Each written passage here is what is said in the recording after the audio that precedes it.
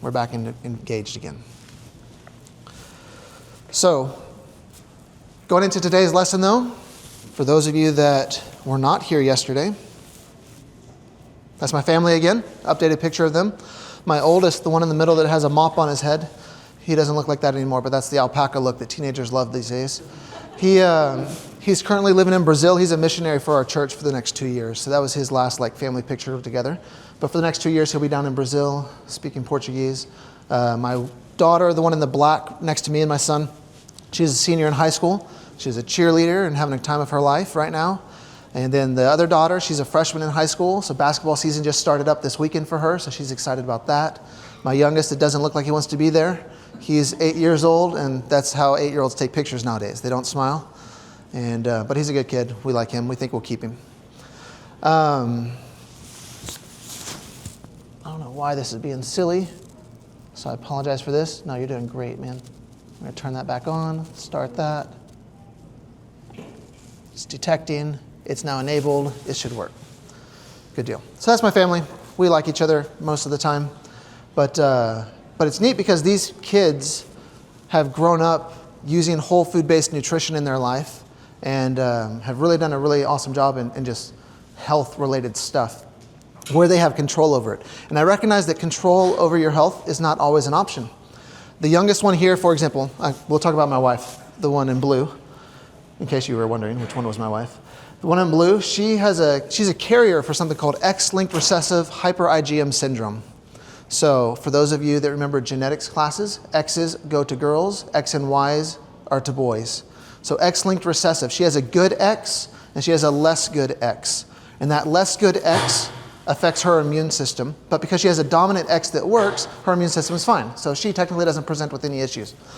But that means anytime we have a boy, one of those X's gets passed to the boy from her, and then the Y comes from me, and then magic happens and a baby is made, and the boy presents, right? So my oldest, he got her good X, and my youngest got her bad X.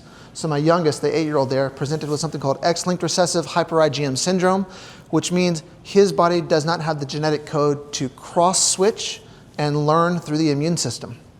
So he can get chickenpox 15 times in his life because he doesn't have the capacity to go from IgM into IgG, right? So there's no class switching between learned immune responses. So if you've ever heard of a bubble boy, he's got a slightly better version than that. Bubble boy has no immune capacity. He at least has a chance to learn, but it's only IgM, so it's super delayed all the time. And there'd be complications with that, with immune-related stuff, right? So my wife's dad had that, and her cousins that are boys have that, etc. So we went through a fun experience where at 20 weeks gestation with my youngest, we attempted to do an in utero bone marrow transplant in order to correct X-linked recessive hyper-IgM syndrome. And we did that up in Philadelphia at the Children's Hospital of Philadelphia.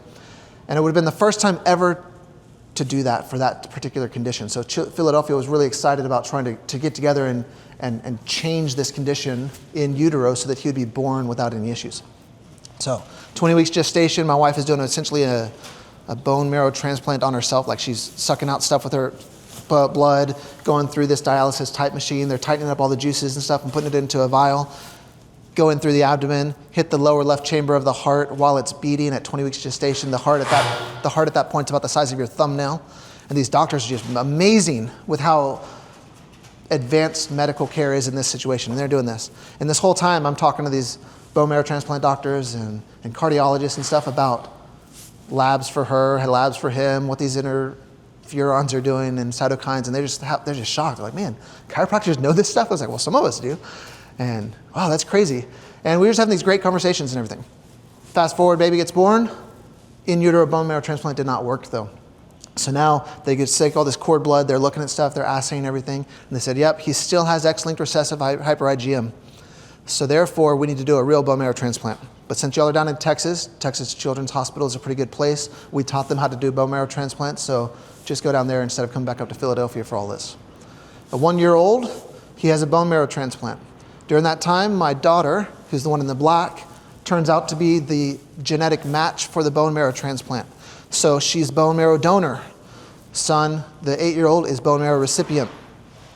We're talking to the doctors and everything, is trying to discuss hormones and what's going on. Because my daughter, at about the age of 7, we identified thyroid antibodies on her. We said, hey, she's got the precursor for Hashimoto's, autoimmune thyroiditis. Is that going to be a complicating factor when we do a bone marrow transplant and graft her immune system into his immune system? And the doctors are like, I don't know. We've never had that question before because we don't screen for things like that. But let's check. So we checked the 1-year-old to see if he had anything going on with his thyroid. They checked the, however old she was at the time, see if anything was going on with her thyroid. And they say, no, we don't think it'll be a problem. Let's see what happens. We fast forward. We have a bone marrow transplant. We graft her immune system into his. And within 6 months, he starts developing autoimmune thyroid antibodies to himself. So now all of a sudden we have a 1.5-year-old child with potential thyroid stuff in the future. And I've got I don't know, she's probably 10 or 11 years old at this time, that we already knew had thyroid stuff in her future. So thyroid has been something on my mind and my heart for a long time.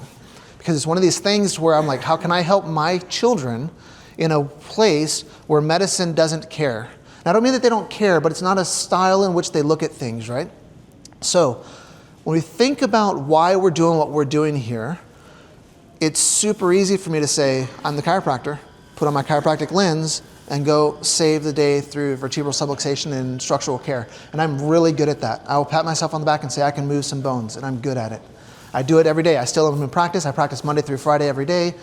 This speaking gig is relatively new. Y'all are my first CE approved class. I do a bunch of other smaller classes in Houston, but like most of my teaching is just for fun on the weekends because I'm having a good time with it, where I really work for like real life. But over the years, the last 15 years I've been in practice, hormones, metabolism, blood sugar handling, those are the primary demographics of people that come to see me. And so I wanted to be able to hone in on how I can help those individuals. And then when I started seeing thyroid stuff show up in my daughter at a super young age, started really diving into that thyroid world because I don't want her to be treated like all the women that come to see me to try and get better her whole life. Does that make sense? So we're gonna spend a lot of time on thyroid stuff today because thyroid issues are, if not equally, they're pretty close to blood sugar handling issues in our society right now. So they are all over the place. But that's a little bit about my family and a little bit about why I do what I do and why today's hormonal stuff has personal clinical application to me and my family and why I hope it'll be of value to y'all later today. So there's a guy from a long time ago that said that the great error of today is that physicians separate the soul from the body. Now obviously what he was talking about a worldview in his lens, but we can take that worldview and apply it to our lens as well, where we can think about, you know, what D.D. Palmer had to say with the different ways in which we use the body. We can think about toxins, we can think about thoughts, we can think about trauma, and see how that might affect the physiologic presentation of an individual when they show up onto our table. Now, yesterday we talked a lot about just basic physiology and how when something like blood sugar handling goes out of sync or someone has metabolic syndrome, it can lead to tendinopathies, it can lead to degenerative changes, it can lead to stuff like that. And we can hone in on this triangle of trauma or physical stress and do really well with that. But if we expand our viewpoint a little bit and look at something like the chemical stresses of people's lives or the emotional stresses of people's lives, we have a way of tapping in and doing something for them that they might not be receiving from other places. So I like this idea still that's resonated throughout the chiropractic profession for a long time. And because I do a bunch of applied kinesiology, these ideas have been expanded and more nuanced into certain areas. So that picture on the right with the blue triangle, that's the official logo for the International College of Applied Kinesiology. But there's this other idea of triad of health with a bunch of little ideas of how might the chemical system be out of sync, or how might the emotional system be out of sync, or how might the structural one be out of sync. But today I'm going to talk about a different idea that kind of revolves around that biochemical world. I mentioned yesterday that it's difficult to separate neurologic communication from immune communication and hormone communication. So we can think about this new triad that's going to be neuro, endocrine, and immune system. And I will propose to you that it is super difficult to come up with a condition, a characteristic, an illness, or something that cannot have influence in these three worlds. Okay? So therefore, when we're seeing our patients and they come in and they have sciatica, and that's great. They've got sciatica, they're in the right place, they're getting addressed by whatever you need to do to address them, whether it's traditional chiropractic or E-stim or TENS or stretching or physical therapy or decompression or whatever you're doing, right? And they're getting the best physical care they can. I will propose to you that at the exact same time they're having those symptoms, they're having biochemical adaptations and neurologic adaptations and immunological adaptations as a result of that. And we potentially could create some level of intervention to support that as well. In fact, from a sciatic standpoint, in case you're just really bored, George Goodhart is the guy that developed applied kinesiology. And he says that if anyone ever presents with radiating neurologic symptoms, carpal tunnel, sciatica, whatever, they should receive superoxide dismutase. Because when those nerves are being irritated and free radical activity is being generated, superoxide dismutase couples to those free radicals and helps suppress it. Well, that's kind of a weird thing to think about. Like, oh, every sciatic patient I have goes on a product that is super high in superoxide dismutase. And that's a way that I can biochemically support them while I'm adjusting them or rehabbing their low back or whatever it might be. Whole food glandular products that might do that are going to be spleen, desiccated spleen. Like if you take whole glandular spleen, there's a lot of SOD inside of that. There are other companies that will just isolate that SOD part. But it's one of these ways in which we can think, okay, this person has a structural problem. They're having neurologic manifestations. I can support them biochemically and structurally and help support that issue. Neuroinflammatory cytokines go down, those neuroinflammation chemicals that are regulated through the immune system and the nervous system. And they're feeling better as a result of coming to see you, the doctor who adjusts them, who strengthens them, and now feeds them what they need to get them where they need to go. So like I said, I like to give people spleen because I lean in a whole food-based thing of spleen over and over again while they're doing that. So just a weird tangent on how this triangle is going to go over and over today. So has anyone ever heard of a concept called allostatic load? Raise your hand if you've ever heard that phrase or word before. Some of us. If this is foreign and Greek to you, keep your hand down. All right, cool. So none of us have heard of this before. Love it. I'm just joking with you guys. So allostatic load is essentially our body's adaptation to stress and stability through time. So patients that present with years of metabolic strain have an increased allostatic load. Let's imagine how many 18-year-olds are coming into your life right now with metabolic syndrome versus how many 40-year-olds are coming into your life with metabolic syndrome. Now, it can still happen at 18, but if someone is more or less just living their best life, they're eating their standard American diet, they're relatively not sedentary but not quite physically active, their body doesn't just crash and die on day one of doing that. But if you do that same lifestyle for a year, it becomes a little bit less efficient. If you do that for 5 years, it's a little bit less efficient. And eventually, they come in and they're like, I don't know what's going on. All of a sudden, I can't eat gluten. I look at food and I gain weight. I'm tired all the time. Just everything seems jacked up in my life. Their allostatic load is building. So if we think about this stress concept, we have this normal physiologic homeostasis, that set point that says, this is where I can survive well. And then a stressor comes in. And as that stressor comes in, we have a physiologic change. We perceive it as stress, so therefore the adrenal glands wake up a little bit. Cortisol comes out, adrenaline might happen. Serotonin and dopamine start adapting to the physiologic load. They downregulate their connections because they're in fight or flight. Their sleep might start getting a little bit jacked up. Their weight starts slowing down a little bit. Their digestion becomes a little bit more impaired because if that stressor doesn't go away and it builds on itself, 6 months from now, a new stressor comes in. And if they don't take care of both of those stressors, now they have a third stressor that comes in later. And that stress accumulation increases allostatic load where that person's threshold of balance is now different than where it used to be. And nothing seems to help them. Their digestion sucks, their hormones suck, they're tired all the time, they're depressed and moody, their cycles are all over the place, but they're coming to you because they have back pain. And we're going to do awesome with getting their back pain better. But there's other things we could do to help support them. So there are ways in which we can try and evaluate allostatic load by looking at just potential regular blood markers we may use, whether we're ordering them or they're bringing them in from their primary care doctor or their annual physical or whatever it might be. These are some of them that will give you some ideas of cumulative wear and tear or that allostatic load for the next time you have a blood test that comes in that you didn't order. We talked a lot about the metabolic ones the other day with glucose and insulin. We talked a lot about some of the inflammatory ones, not really as many immune ones.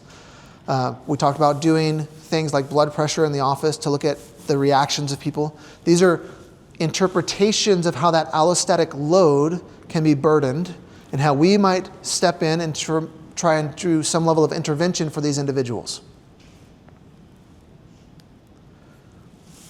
So, the system of the body that seems to try and handle allostatic load the most is going to be the hormonal system. And your hormonal system, through its chemical signals, will try and communicate through the neurologic tissue to regulate fight and flight, along with the vagus nerve and the sympathetic chain ganglion, and amongst itself as thyroid, adrenals, and gonads are constantly talking to each other. The endocrine axes, though, are more than just hypothalamic adrenal system, hypothalamic thyroid, and hypothalamic gonadal. We have a hypothalamic, pituitary, pancreatic system or axes. We have a hypothalamic, pituitary, kidney axes. We have these different ways in which hormonal stuff still gets activated. We are going to key in on these three today as they are the most common ones that are going to bring in patients that complain of fatigue, depression, anxiety, low sex drive, altered menstrual cycles, whatever it might be, right? Caveat to this whole conversation is blood sugar handling is the crux of getting hormones to get better. And that's why we talked a lot about metabolic syndrome and diabetes and insulin and things like that yesterday. Because even though we can give people some really awesome intervention to balance out their sex hormones, it's an uphill battle if they still eat like crap. So if we can get them to change the way they eat and balance out their blood sugar handling, at the same time that we're doing some of these other hormonal things, we can help people get pregnant, we can help people stop having menopausal symptoms, we can help people have normal testosterone again, things like that. So, if we know that the allostatic load is the summation of all the parts into one, creating a stress threshold that's difficult to overcome, if we can break down the individual hormonal axes and discuss them a little bit more in depth, we can see how we might key in on which portion is most imbalanced in order to modify that allostatic load. So we'll start with the adrenal glands because that's the first one that most people start being stressed out with, and the most difficult one to test. Here are examples of hormones in your life in case you forgot where they come from. I'm not going to read this slide to you, but they're all over the place, right? And we don't think about them a lot of times because we want to jump right into sex hormones, right into thyroid hormones. But hormones are all over the place and they interact with every cell in the body. But this one here we are going to talk a little bit more on because you cannot isolate the thyroid from the other hormonal systems of the body. You cannot isolate the adrenal glands from anywhere else. And this is a little bit difficult to see on the slides, but you'll see that straight solid lines down here on the key stand for cooperation, and the dotted lines stand for antagonism. So when your hypothalamus and your pituitary start trying to talk to other glands, they're turning some on at some points and turning others off at other points in order to maintain balance. When I discuss this with patients in the office, I have a little whiteboard next to my chiropractic table. And I know this might sound like a sin to some of you, but I spend 20 minutes with each of my patients. And we were having a conversation earlier, like, I don't want to do that. And I get that. Not everybody wants to spend time with their people, and not everybody wants to practice the way that I practice, and that's fine. You're a rock star in the way that you're doing things. But I have a whiteboard in my office on purpose, and I draw out little 2-minute things with people. So I'll draw out the hormonal system, like here's your brain, here's a gland in your head, it's talking to your thyroid, and that thyroid is going to do this, and I'm drawing on the board. But the part that brings it home to patients is a seesaw concept. When your adrenal glands start freaking out and going up, your thyroid and your ovaries start down-regulating in function. And let's think about that just for a second. When you're in fight or flight mode, do you care about procreating right that moment? No, you're running from the bear for your life. Do you care about digestion?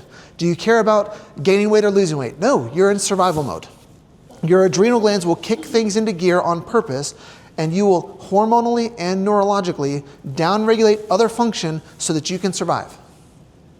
But now you're safe and sound at home. The doors are locked, the bear's no longer there. Adrenal glands start calming down. Your body says, I'm a little bit hungry, and digestion kicks in. Vagal tone regulates again. Your body says, if I would have died today and I don't have genes that are being left on this earth, that would be sad. Let's go make babies. And your body just does things like that, right? And it's constantly ebbing and flowing through C-cells. So keep the concept in mind that if the adrenal glands are revving up, you have to have compensatory change in other places.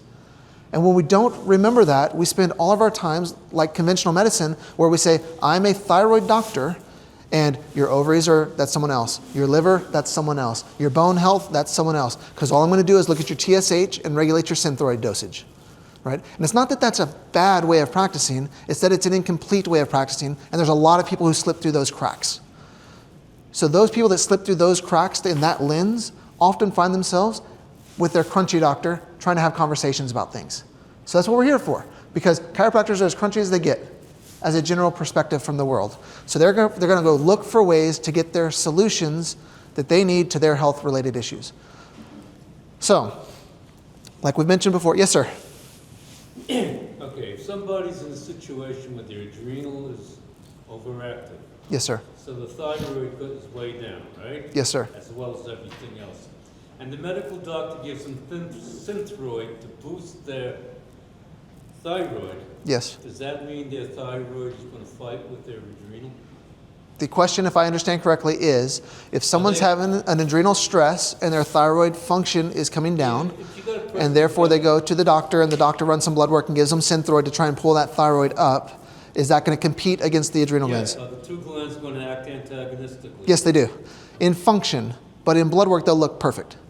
And this is where the person comes in and says, I don't know why, but I'm taking this medication, my labs look phenomenal, and here I am, I'm still in your office overweight, I'm still really tired, I'm still stressed out, I'm still having depression and anxiety, but everybody keeps telling me I'm normal. And I've been taking this medication for a year, 5 years, 20 years, whatever it might be. So yes, that's a very common functional presentation of someone whose systems are fighting against each other because the cause of it wasn't taken care of to begin with. Because compartmentalization within medicine is a common practice. And it's brilliant, because if I'm going to have surgery on my brain, I'm not going to the general surgeon that does feet, right? Like, it's perfectly appropriate to have specialization. But when we hyper-specialize and we forget the forest from the trees, we have people that fall through the cracks. And then they show up in places like our offices that want to get better. And they're struggle and stressed out because they can't. So. Okay, so yes, sir. If that person is in a chronic situation where their adrenal is going crazy, and their medical doctor is giving them synthroid over a period of time, and the two glands are acting antagonistically towards each other, what happens to all the other systems that are dependent on the thyroid? That is a great question. The question is, if that's going to continue to happen where they fight against each other, what happens to everything else? And the answer is it all sucks, for lack of a better word. It doesn't work like it should, and until the root of the issue starts getting handled, people feel miserable all the time. And it's the unfortunate part of what goes on in our current medical practices all the time. So from an adrenal standpoint, the reason I wanted to start here is because it's the most commonly imbalanced system that has the hardest time identifying itself. And when we look at the adrenal glands, the HPA axis, the hypothalamic pituitary adrenal axis, you have your brain, your hypothalamus, telling your pituitary to do something, and then your pituitary talks to the adrenal glands. And it's just that negative feedback loop that all of us probably had nightmares in, thinking about back in, try whatever you had to try physiology classes in it. But what we're going to do here is try and figure out what cortisol does, because cortisol in and of itself is not a bad guy. Hormones have specific regulatory function, and when that specific regulatory function is exceeded through constant bombardment of information, the body has a really hard time figuring things out. The moment we are walking down the street and I trip off the curb and twist my ankle, I hope my body is capable enough of saying, that's a stressful situation, Chase. You shouldn't keep working that. and there's going to be a localized inflammatory response. There's going to be an adrenal-based reaction where cortisol and adrenaline go up, and your body's going to start the process of biochemically modifying itself so it can move through the healing cascade. The downfall is if my allostatic load is too high and my body is already perceiving that there's a dumpster fire somewhere else in my life and I twist my ankle, it cannot do its normal physiologic healing anymore because it's already under too much of a load. And this is where it gets difficult with individuals who have injury and they don't respond and don't recover. More often than not, their allostatic load is so large that they can't respond to the appropriate signals of healing anymore. Their metabolic system is off, their cardiovascular system is off, their cholesterol is up, their adrenals are stressed out, their thyroid is down, and we adjust them and they don't feel like they're getting better. They try changing their diet and it didn't change in a week, and they're like, well, this was terrible, I'm not doing this anymore. Or we give them a supplement or an herb, and they don't feel a significant change fast enough because their stress load is so aggressive. So here we are, that we have this tissue where it's anti-inflammatory in short times, but the longer that cortisol sits there, it starts creating pro-inflammatory issues and leading to chronic breakdown, nutrient deficiency, and stress. So normal hormonal activity from the cortisol system, from the adrenal system, is your cortisol will start to rise in the morning to wake you up. During the day, it'll start coming back down to be low at night, and it's inversely related to melatonin. And don't remember, and remember, y'all will get this at some point, so I'm hopefully not boring you to death with charts. But cortisol and melatonin have to flip-flop back and forth. So things we have control over when it comes to cortisol can be valuable for improving someone's sleep, their recovery, their blood sugar handling, their capacity to handle their stressors in their life. So a stable rhythm of up and down through cortisol and melatonin generally lead to good energy, good sleep, good resilience. When that system is not doing its normal function, we typically have fatigue, sleep problems, mood problems, things like that. Does that kind of make sense? These are 4 different examples of a cortisol chart on one page in an effort to give you just a quick snapshot. But then it's repeated multiple times so you can see what's going on, just so you know what's going on here. This green line we will call normal.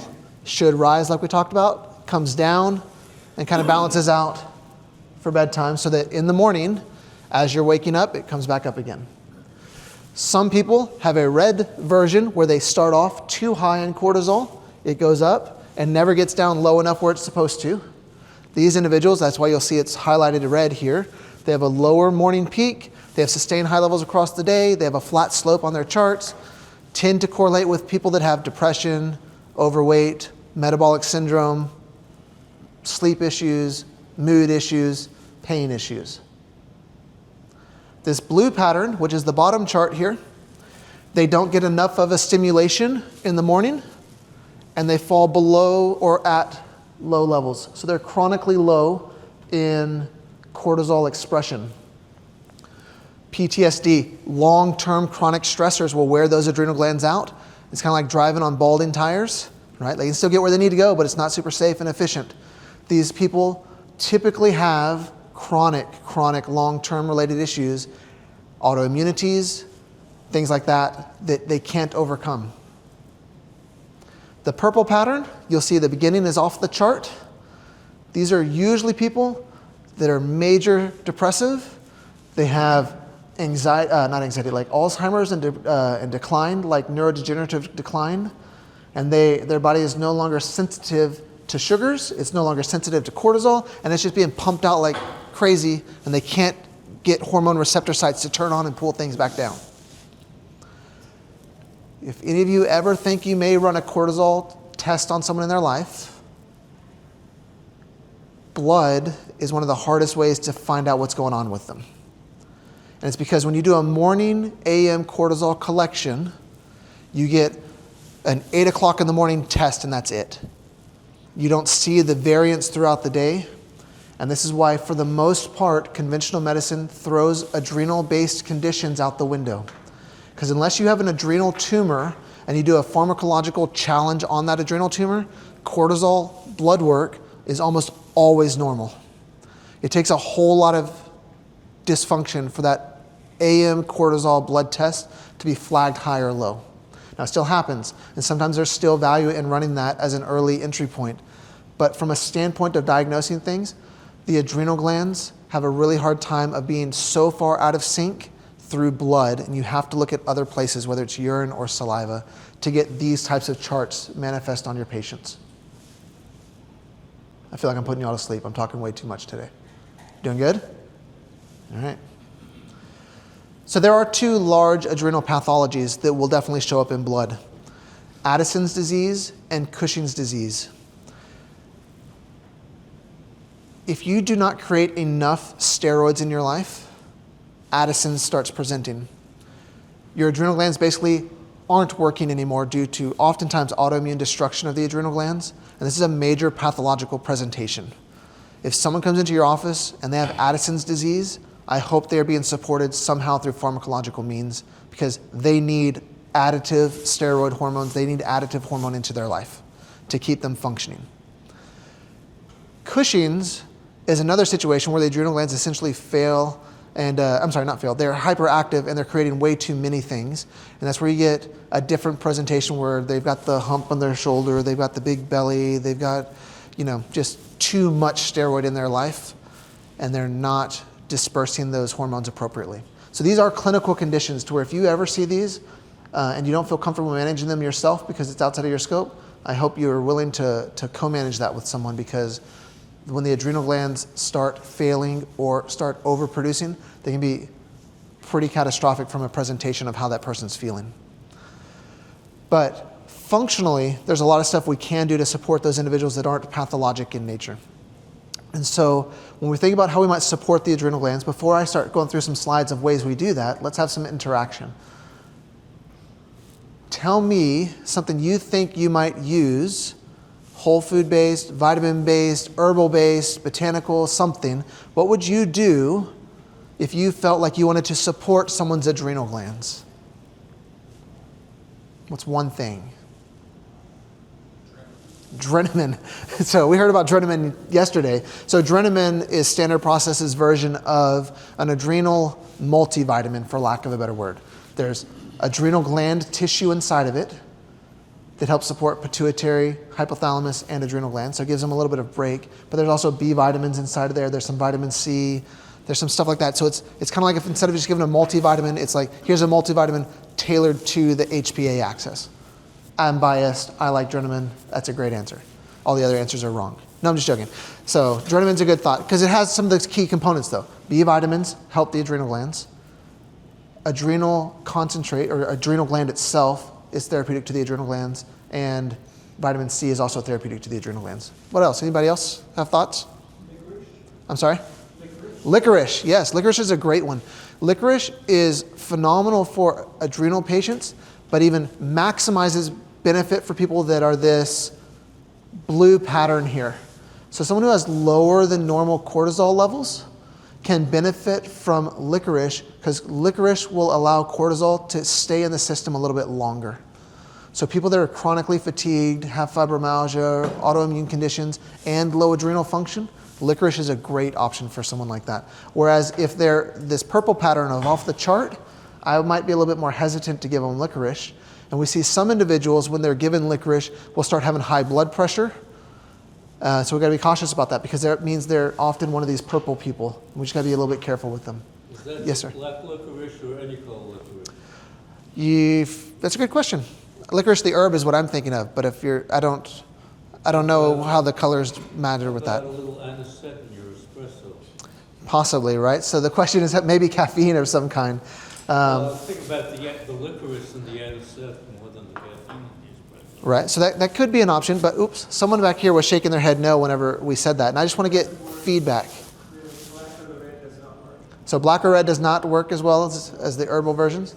Okay, perfect. So which color is the herbal version? I don't know. It just tastes like star anise. Like you're gonna call up licorice.com, which one do you order? I wouldn't. I would go to Standard Process and get their adrenal complex, which is licorice. And then I know it's legit and not something weird. Yeah, they get Twizzlers, man. But Twizzlers won't do it because that's horse cartilage, I think. All right, so what else? We talked about licorice. We talked about adrenal glandulars. We talked about B vitamins and vitamin C. Anything else that sticks out to you that we were like, I'd support my patient that has adrenal issues with something like this? Anything come to mind? How many of you wish you had an adrenal supplement right now to stay awake? Or to warm up? It can be either one of those. Talking about their sleep. I mean, what's their sleep like? What's their sleep routine? Yeah, I do a lot of that. Remember, everything we talk about in my office is going to start with a foundation of lifestyle first. So I'm going to talk about their diet. I'm going to try and get their sleep to work better, which means if I'm trying to get the sleep to work better and get melatonin and cortisol ratios to get better, I might look to magnesiums to help support sleep pathways if that's the bigger issue rather than cortisol. I might look at things that support GABA systems or melatonin production. But for the adrenal glands, we can think about ashwagandha, if you've ever heard of that one. Ashwagandha is a pretty good adaptogenic herb, relatively safe for most people. It does have some influence on the thyroid, though, and the adrenals. So some people, they'll start taking it, they're like, I don't know what, but I'm starting to get heart palpitations. I'm starting to feel a little bit off. I'm feeling more energy, but I kind of feel like I'm too stimulated sometimes. If you just gave them ashwagandha, it might be that you overstimulated that adaptogenic response. And I just realized I said a word that I haven't introduced yet, which is adaptogens or adaptogenic. Adaptogens are a classification of herbs that are self-modulating within the body. So we can imagine this is our normal response, and now someone's hyper-responding, an adaptogen will pull them back down. If someone's normal response is underperforming, an adaptogen pulls them back up. So adaptogenic things just help people come back to their normal homeostatic load. Ashwagandha is a phenomenal adaptogenic herb. Anybody I'll ever deal with like inflammatory foods, like you get people off of inflammatory foods like gluten or something like that? Anybody ever done that before? Nightshades can be an inflammatory food for some individuals. So if you have like rheumatoid arthritis or some type of autoimmune arthropathy, the nightshade classification of foods sometimes enhance that autoimmune and that inflammatory result that person's going through. When we think about nightshades, that's things like white potatoes, eggplant, peppers like green peppers, bell peppers, paprika, tomatoes are the common ones. Ashwagandha is a nightshade. So if someone starts taking ashwagandha and their small joint arthropathies or spinal arthropathies, autoimmune arthropathies go up, it might be that you're aggravating a nightshade response in that individual. It's not common. Most people can tolerate it pretty well. But if for some reason you get a feedback from your patient that says like, man, I just feel more stiff, more locked up, and all I did was just start taking this ashwagandha product that you gave me, it might be that they're a little bit more nightshade sensitive than we thought. And we might modify that. Rhodiola, anybody ever heard of that one? It's another adaptogenic herb, usually pretty good. Some people though, when they take too much rhodiola, it'll mess with their sleep because it's kind of a stimulatory herb, even though it's still adaptogenic.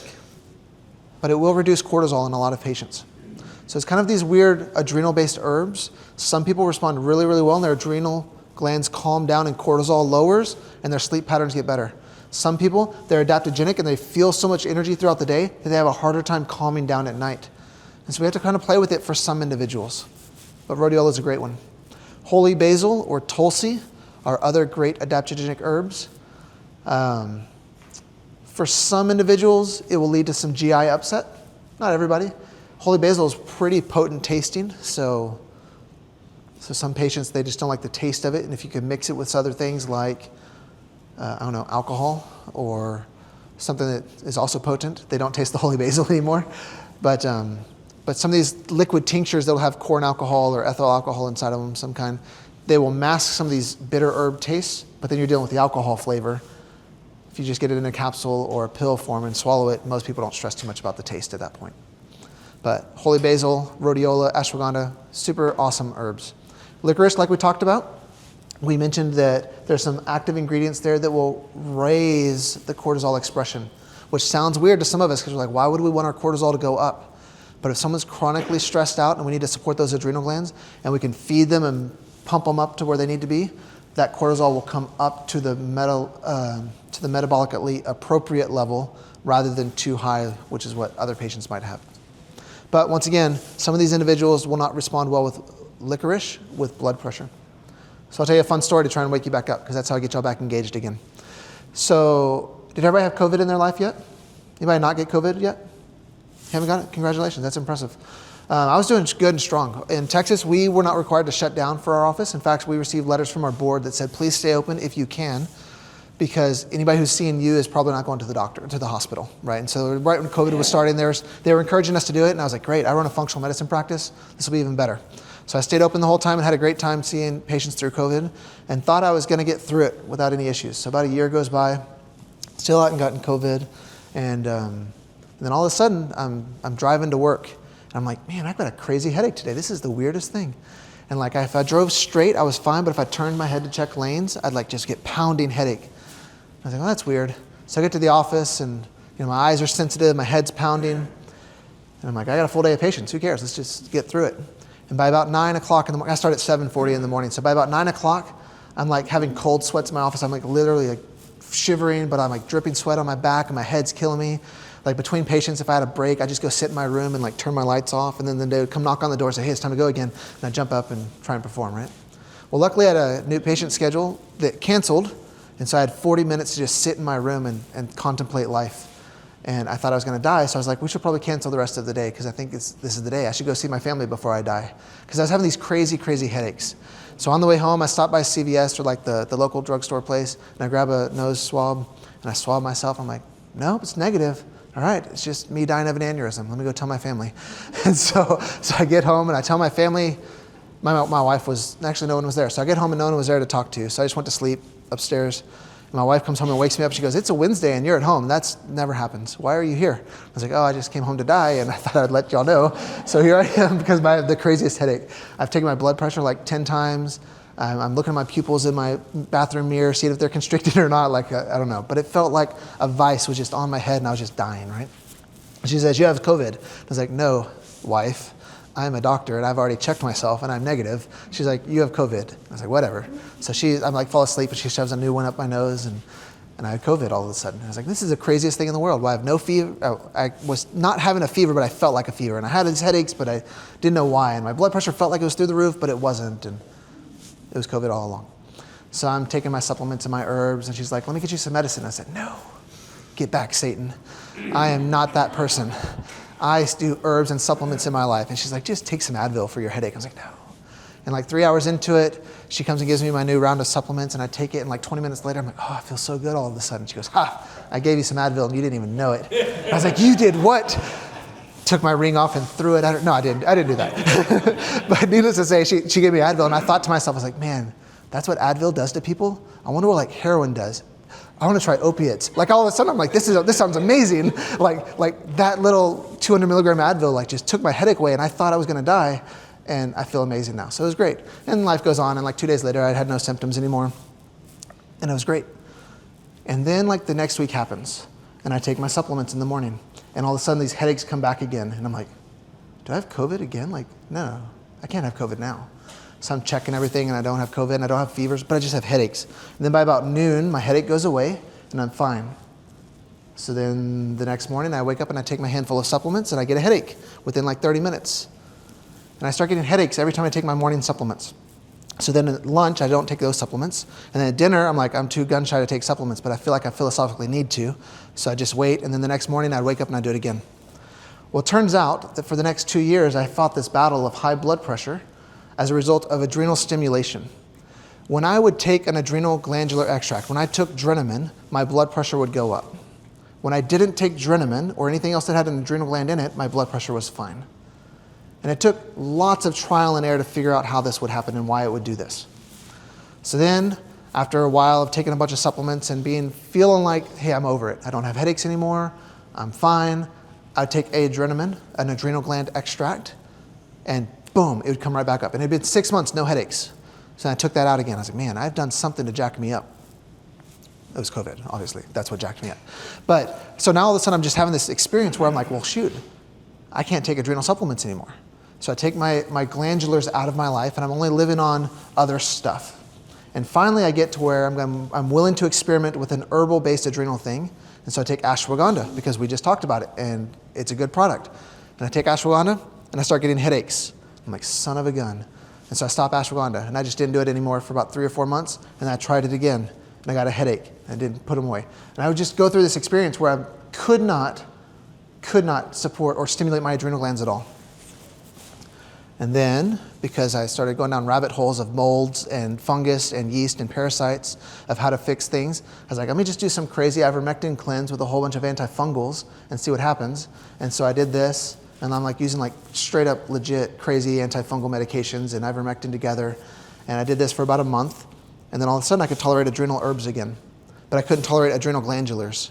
And so for a while I was using adrenal herbs and it was perfectly fine. And I had to rebuild up my adrenal glands again after killing off a bunch of microbes because you cannot separate nerve, hormones, and immune system. They all are intertwined. And my adrenal system was so shot from being infected and having that neuro and inflammatory response through the immune system that I could not stimulate my adrenal glands like I used to. And it took about 4 years for me to get that back to normal. And it's crazy to think that. But now I can take Drenamine and I have no problems. And I can take licorice and no problems. But for years, I was gun shy as a clinician giving them to patients because they would say, oh yeah, I had COVID back in this time. That's when all my symptoms started. I was like, oh, I don't want you to have the same experience I had. And it took some trial and error. And so sometimes we have these experiences where you're looking at something like licorice or adaptogens or supplements and glandulars. You're like, yeah, it's just food. Go for it. Man, that freaking changed my practice and it changed my life because I was feeling these headaches over and over again. And I'd take my blood pressure at night and it'd be perfectly fine. I'd take it in the morning, it'd be fine. I'd take a product and my blood pressure would go up 20 points. And it just would blow me away that I was having these reactions to my adrenal glands because I happened to have gotten this immune trigger that shut me down as an individual. So all of us are business owners, we're practitioners, we have family members, we might be involved in community or church-related things. And so my life felt like it was balanced and fine. I felt like I was in routine.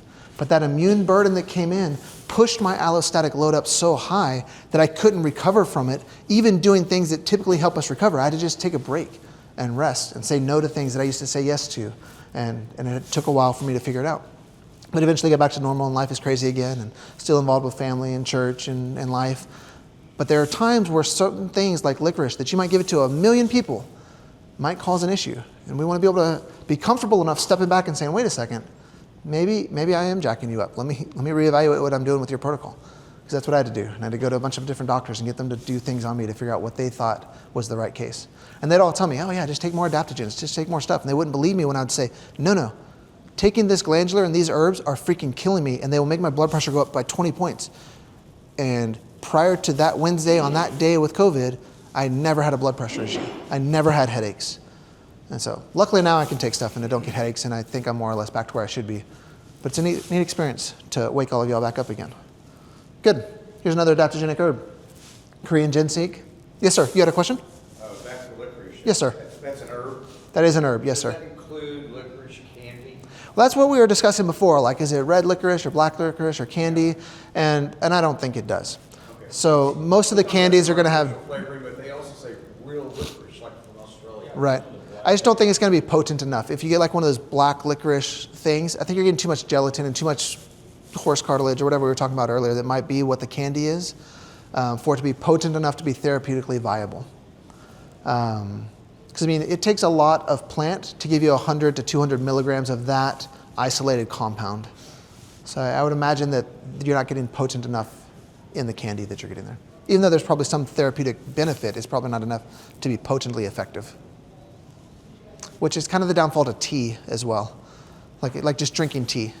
You can have the awesome herb, like if you have like a chamomile tea, if you took the herb chamomile and swallowed it, you'll have more bang for your buck for volume than you would if you had it in tea because you dilute it you dilute it down too much and it doesn't get as concentrated in. There's still value to the tea and everybody will love how it feels in their throat and they'll feel better. But if I'm trying to, change a white blood cell count or something, the tea is not going to be nearly as potent as just giving it to them orally in a concentrated load. Does that kind of make sense? Any other questions? All right. another herb. That's what they really look like in real life. It was fun finding these pictures of what these herbs look like because I don't think I'd ever sit down. Who sat down and said, I want to eat that squid-like plant and just see if that makes me feel better tonight? Like, that's weird. Same thing with milking cows. Like, someone at one point had to just walk up to the cow and say, I want to drink whatever that comes out of there. And that's just weird because I don't know if I'm adventurous enough to do things like that. So good on our ancestors for doing good, fun things. You can also use omegas to calm down inflammatory loads, help support the adrenal glands. B vitamins, like we talked about. Magnesium, we talked about. Magnesium is huge for just calming stuff down in the body. Glandulars, like we discussed. If you ever thought you wanted to know where the different glands are of a cow, that's where they are. Perfect. How do you figure out if someone's got adrenal issues in their life? Symptoms are the easiest way to start with. It's really hard, like I said before, to see on a blood test that someone's AM cortisol is out of range enough for you to do something about it. So when thinking about common symptoms of issues with the adrenal glands, people that have recurrent misalignments in the same areas or ligament laxity, that's a really good thought to look at for the adrenal glands. From a biochemical standpoint, ligaments have the same nutritional demands as the adrenal glands. And so if you can imagine this conveyor belt going on through the body, and your body says, I'm under stress, it's just going to divert those nutrients toward the adrenal glands. And if the body says, I'm not under stress, it'll divert those towards the ligaments.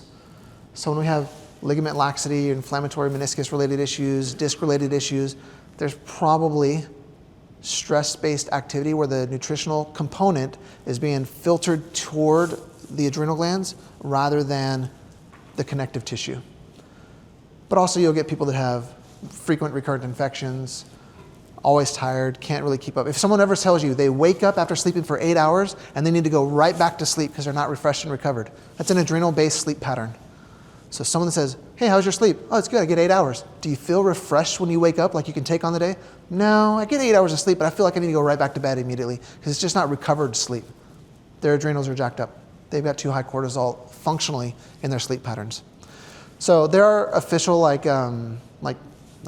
peer-reviewed questionnaires if you ever wanted to do that type of thing with people. We mentioned the other day that I like to use symptom surveys on my new patient paperwork.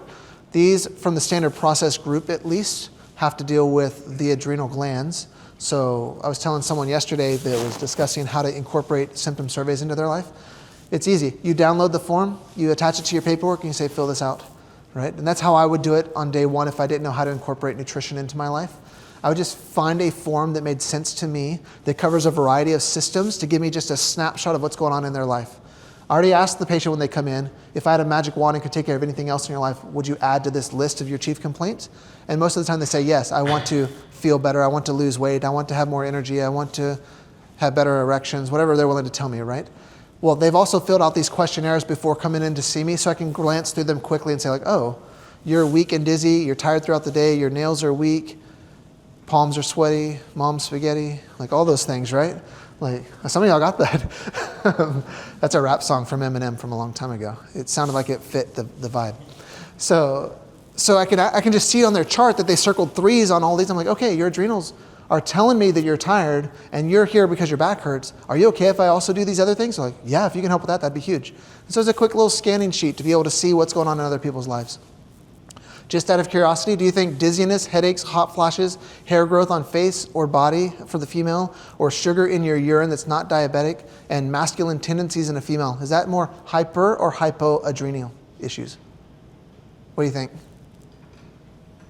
This column here on the left. So if someone's having dizziness, headaches, hot flashes, hair growth that's a woman, masculine tendencies as a woman, and sugar in their urine, but they're non-diabetic, do you think their adrenals are working too much or too little? Too much. That's the hyperadrenal questionnaire portion of the slides, right? Whereas if someone is weak, dizzy, tired throughout the day, sensitive skin, stiff joints, sweating more, digestively, not doing what they need to, craving salts, craving crunchy, that's more like their adrenals are tired, they're looking for more stuff, right? So that's how we can quickly use a symptom survey and just kind of get a glimpse of what's going on with these individuals. We talked about some other physical exam things. In fact, let's look at this one here. Hold up. Here we go. We'll do that. All right. So yeah. So there's some of these blood pressure things we talked about yesterday. The charts recreated here from yesterday's slides.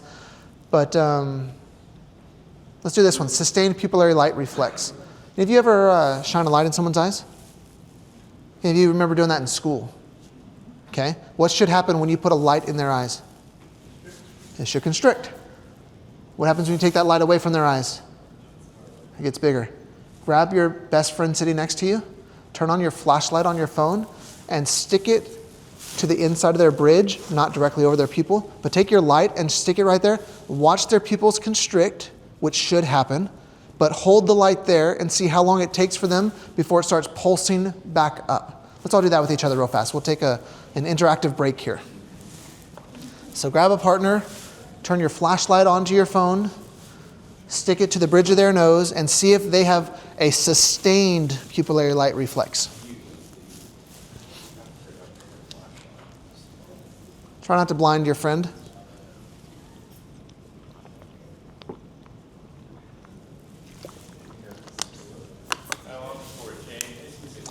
That's a good question. We're going to discuss that in 1 second. So everybody have a chance to do it.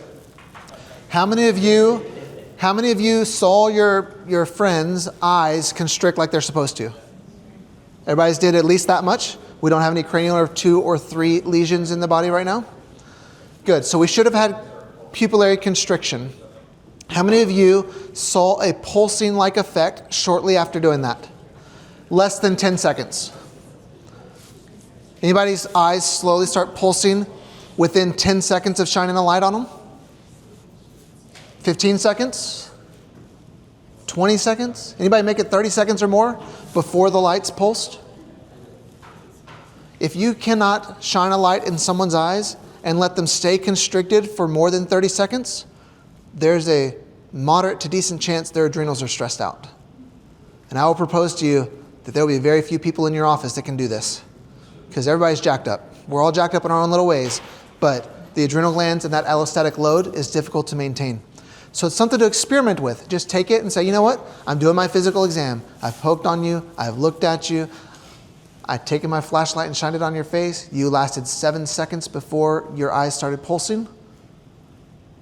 You might have a sustained adrenal insufficiency. And this couples right along with when you did blood pressure with people. You know, if you would have laid your patient down, let them sit there for a minute or two and taken their blood pressure, and then immediately stood them up and taken their blood pressure again, we expect that to be a mild stressor. You had no gravity for a while, you stand up, you now have gravity, your body says, this is hard to get that blood down at my feet all the way back up to my heart and to my brain. I have to work a little bit harder. Let's tell the adrenal glands and the vagus nerve to figure something out so I can pump a little bit harder, push that blood pressure up a little bit so I can get that circulating blood back up against gravity. And as a result, momentarily my blood pressure will go up 8 to 10 points or so. And if it goes down in that process, that could mean something. If it goes up 40 points instead of 10 points, that can mean something. So they're just little physical exam findings we can use to justify why we are proposing an intervention to these adrenal glands that aren't working properly. Now, to be fair, every one of us need to be on adrenal support because every one of us are stressed out of our gourd. Even if we think we're fine, we're stressed, right? We eat like garbage, even if we eat healthy.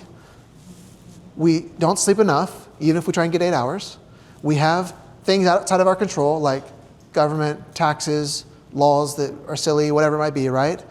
Boards, continuing education classes for 4 hours in front of me. Like all these things out of our control lead to increased cortisol output. So therefore, we should be supporting ourselves. And if any of you have children between the ages of 0 and 50, you probably need some level of support as well, because they're stressing you out, I guarantee it. I only have 4, and they stress me out. So I can only imagine what some of you are like after they get married or whatnot.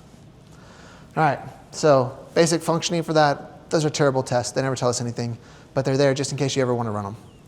They're not terrible. They have a place. They're not commonly going to be out of whack, though.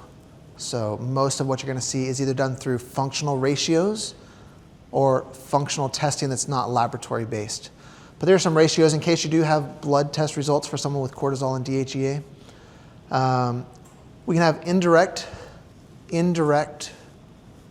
evaluations of the adrenal glands. These are not specific, but if you have a comprehensive metabolic panel on someone, the electrolytes, can be a loose indication of the adrenal function. So when viewed through an HPA axis lens, you can get some insight, but please don't think someone who has, low sodium is only an adrenal problem. Like there can be other things that cause a low sodium. There's some patterns to potentially be considerate of, because patterns tell a deeper part of the story than the absolute value. So it's boring for me to reread slides to you. This is mostly designed for you to have a reference chart for later if you want to play around with it. When you get the slides and you have someone that comes in that's describing to you a bunch of adrenal-based symptoms, look at some of the ratios or patterns that show up to get a glimpse into what's going on with them, because they're slipping through the cracks of conventional medicine. They're doing the best they can, but there's no way of adequately evaluating adrenal function in conventional medical lenses. So we have to look through different aspects. We talked about glucose being a big factor for how metabolic activity goes and how the adrenal glands will adapt through glucose-related stuff. There are glucose numbers from yesterday. There's more glucose numbers from yesterday, more glucose stuff from there. Specialty testing for the adrenal glands is probably the most accurate way to diagnosing and identifying a true physiologic problem outside of symptoms.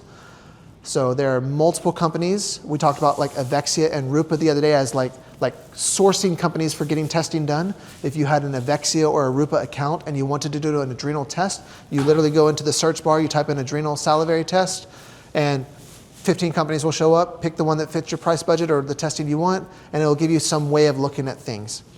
I run stuff called a Dutch test on women a lot of times, which is a hormonal thing, and I'll run a Dutch test that involves the adrenal-based testing at the same time. And so that's most of where I'll get my adrenal testing from. But those are ways in which you can do that if you wanted to go down the rabbit hole of adrenal testing. But let's look at a case study. Let's imagine this person here comes in to see you. They're 57 years old. They're female. Their BMI is 28.2.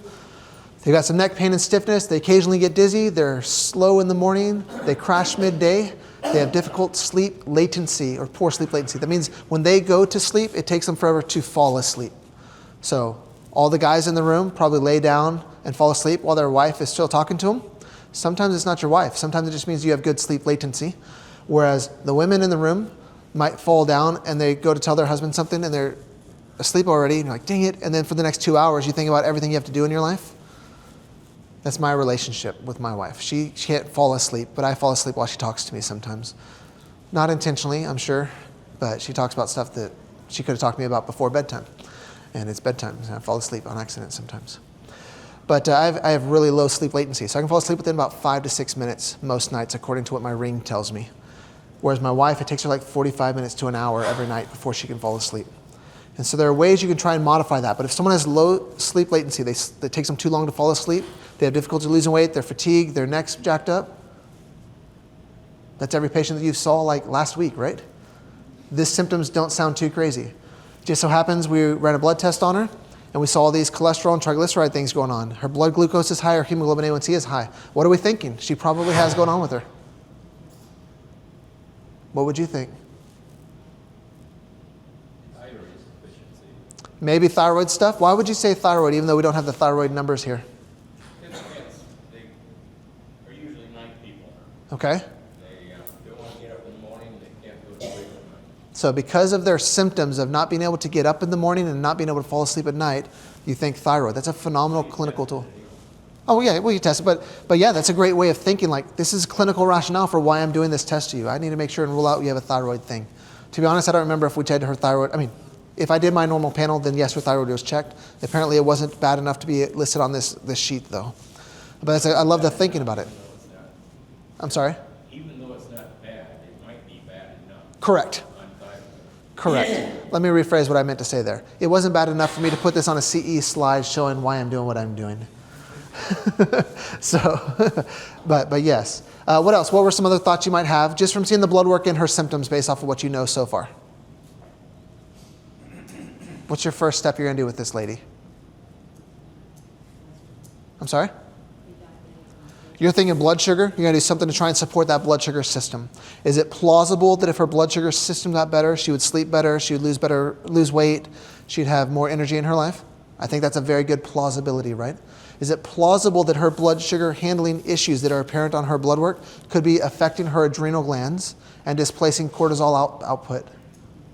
Plausible, right? Is it plausible that whatever's going on in her life with her cholesterol being up and her triglycerides being through the roof, that her body is under some sort of metabolic strain, and we could try and help support her by modifying her diet, supporting her with magnesium or something to improve her sleep, doing something, right? Those are plausible explanations to help this individual. Well, as part of that plausible explanation, I also ran a Dutch test. Now, I'm not presenting the whole Dutch test here, and I don't want to confuse anybody with additional testing, but I want us to hone in on this little chart over here.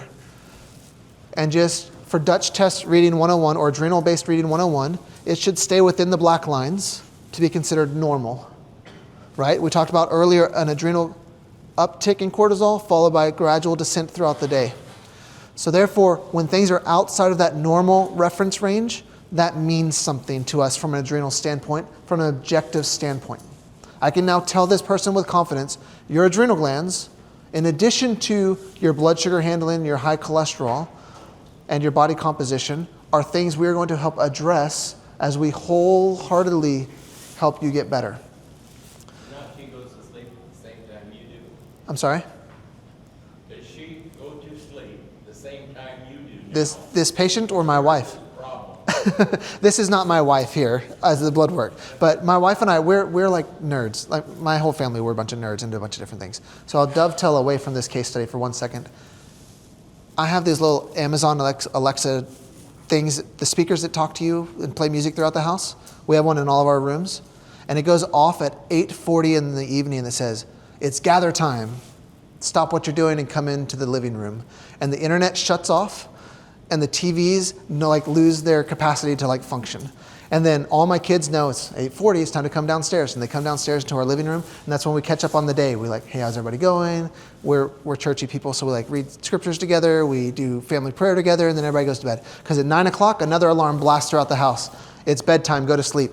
And then everybody just is dismissed. So it's funny because when we have kids over that aren't our kids, the alarms start going off, and they're like, oh, let's go down and be with the family. And we'll make all the friends participate with us and hang out and have a good time. And then it's 9 o'clock, I'm like, guys, I want to sleep. And my wife is like, fine, I'll stay up until everybody goes to bed. I'm like, yes, because she knows she's going to be awake anyways.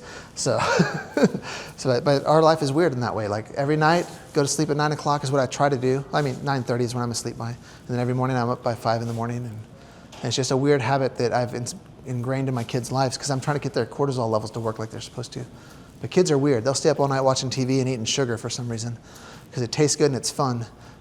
But when they don't have Wi-Fi, they can't do that anymore. So it's my little way of parenting hack right there. So, moral of the story with this particular person, their adrenal glands suck. They're tired. Their blood sugar's too high. We have to modify their diet. So for this person, they have a blue pattern of adrenal stuff. That's where the blue pattern was low to begin with, and it never had a chance to get higher, right? We talked earlier that blue pattern often associates with chronic fatigue, autoimmune things like that. In this particular individual, we have to balance out their blood sugar. We have to get them adrenal calmed down so that they can have a chance to recover and get back where it needs to go. So that's kind of what a Dutch test report would look like if you ever run one. So it's not surprising to you. So in addition to changing her diet and attempting to create a better sleep routine, these are the things that I did with her. I put her on something that has a bunch of beets and red colored spinach inside of it. I put her on a bunch of omega-3s. I gave her some adrenal glandular extracts that are coupled with vitamin C and B vitamins. I put her on some adaptogenic herbs, and I put her on some magnesium-based things. Within a week, she comes back and says, my energy is through the roof. What did you do to me? I was like, I fed you. And I stopped you from eating sugar, which is competing against all these hormonal things that are jacking you up. Can you please keep the carbohydrates low in your life? Keep supporting your adrenal glands, and we will see some phenomenal changes in your life as a result of this. And she's done it. She's done great results she's had great results as a part of these changes in her life. But it was nothing more than just giving her the opportunity to de-stress the adrenal glands and balance out our blood sugar system. So that was what we did with her. Any questions about the adrenal glands before we continue? I feel like now is a perfect time to take a break. You're okay with that? Can we break for 10 minutes and come back? It is 2:53 right now. Can we be back here by 3:03? Ready, break. Good luck. Yes, sir. You said nutritionally for ligaments, it helps the adrenal glands. It does. So Ligaplex it's an indirect thing you could use for the adrenal glands. Here you go. Clinical Pearl right here, direct from Royal Lee. Royal Lee said that manganese to the pituitary, like iodine to the thyroid. Okay, so when you have any of these axes that are out of sync, increasing manganese is a big deal because it'll start driving that pituitary to work more efficiently. But manganese is that thing that tightens up ligaments as well. So when Royal Lee first started talking about manganese for Ligaplex 1 or Ligaplex 2, it has to do with watching a bunch of chickens that had ligament laxity. So he was at the farm watching these chickens and they couldn't move and whatever and they were flopping around. And then they figured out they were manganese deficient. When they started putting manganese back into them, they started being able to walk with normal gaits and stuff like that again. And so he was like, man, manganese for ligament laxity, that's a big deal. And then he found out that it affected the pituitary as much as it did. So in the same way that we all think, oh, I've got a thyroid problem, give them iodine. If you have a pituitary issue or an axis issue, manganese. So manganese B12, I use a ton of that. Or Ligaplex 1 and Ligaplex 2, that's just huge amounts of manganese. And I know it's having spillover into the pituitary system. one that works better than the other. If I'm trying to focus on specific like musculoskeletal stuff, I'll lean toward more Ligaplexy things. But if I'm having just a hormonal axis, I'll do manganese B12 so I get a little bit more diversification of the minerals and stuff. Does that make sense? But yeah, manganese, it's a brilliant way of thinking. That's why ligament stuff and hormonal stuff are just going to go hand in hand. And manganese is the rate limiting step for ligament repair. Cool. Face track is enabled. Should be working. Good. All right, should be doing it. Isn't that weird? It's weird. A friend of mine uses that when he lectures, and he was telling me about it. So it's my first time using it. Where's it? Where's it record? Where's it recording? Where's it saving Into the to? device.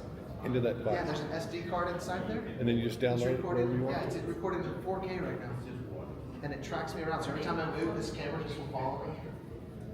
Isn't that crazy?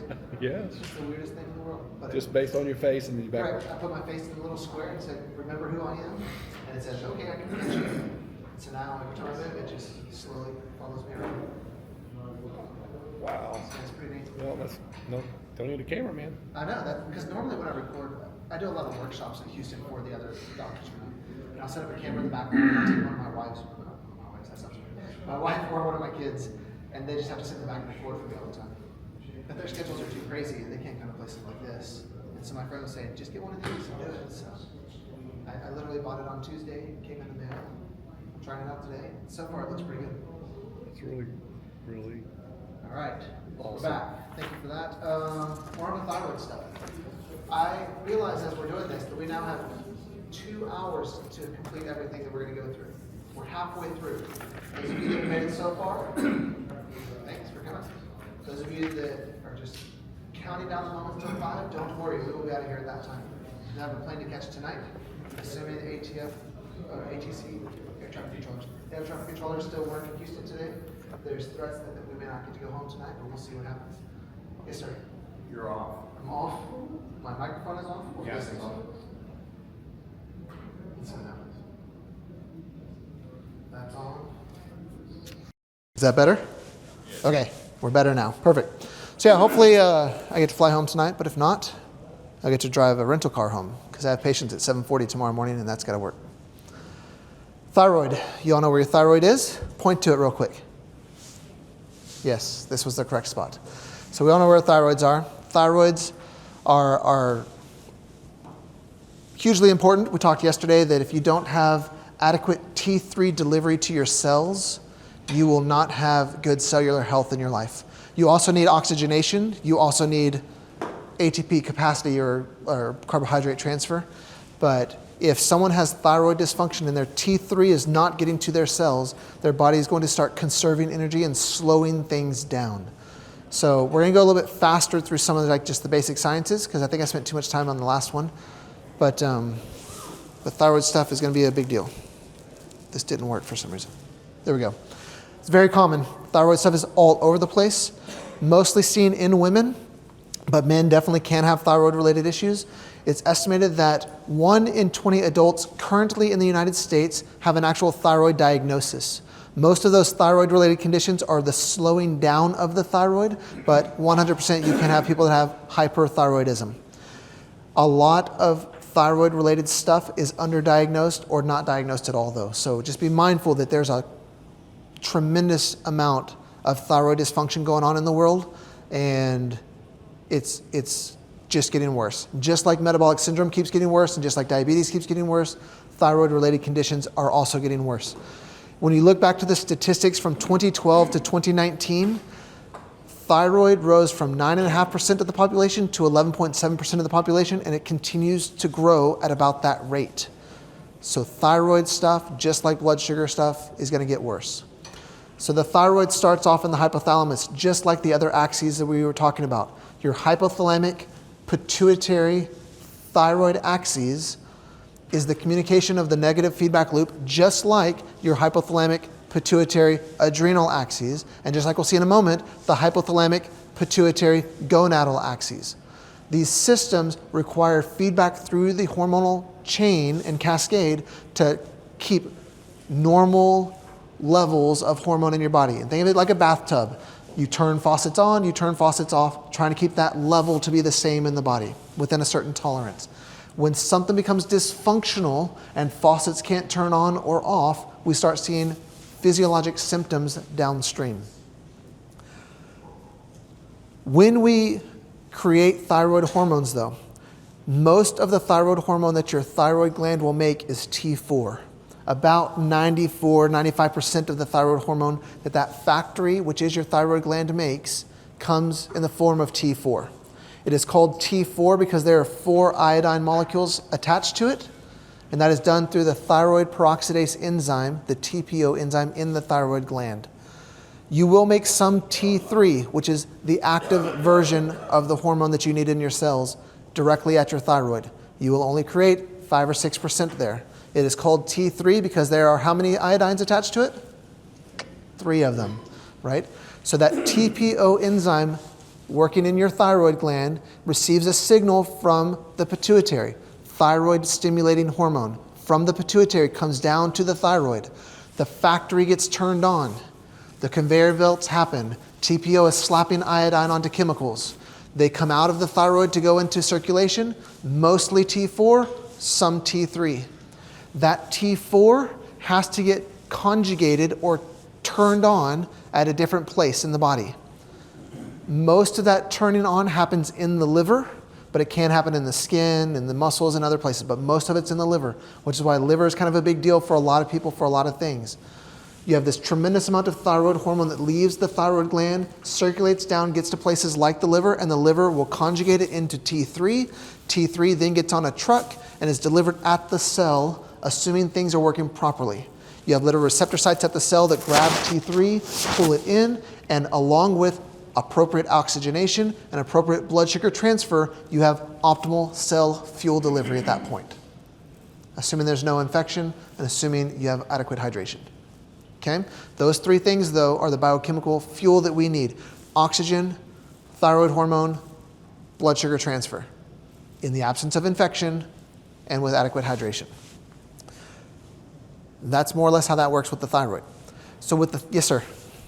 How does fluoride enter into this? Are we talking about that? It's a great question. We won't talk a ton about it, but that's a great question that you said that. So what's the number one nutrient you can think of for thyroid support? Like if you're going to say the one thing that everybody knows about, even the lay patients that you see, what are they going to take if they think their thyroid is messed up?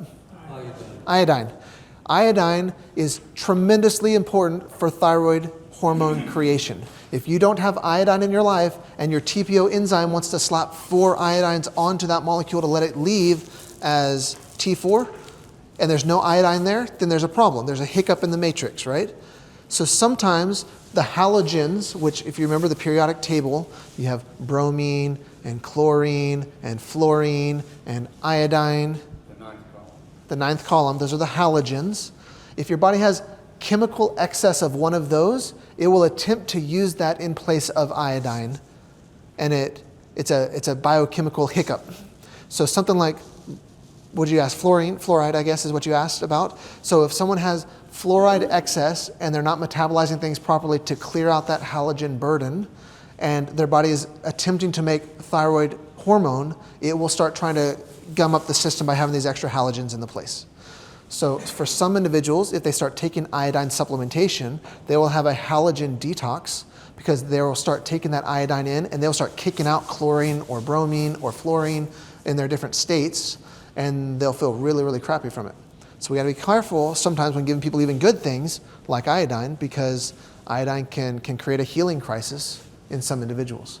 So to answer your question, which was, how do people that might have too much fluoride in their life handle things? Sometimes they'd be perfectly fine with it. They can bathe in fluorine and it doesn't really matter because they have enough iodine to be fine with it. But the people that don't have adequate levels of iodine tend to have much more sensitivities to these other halogens as they enter into their world. We're going to see a case study in a moment about a swimmer, because that's a chlorine-related issue, and what that's going to look like. Cool. Any other questions?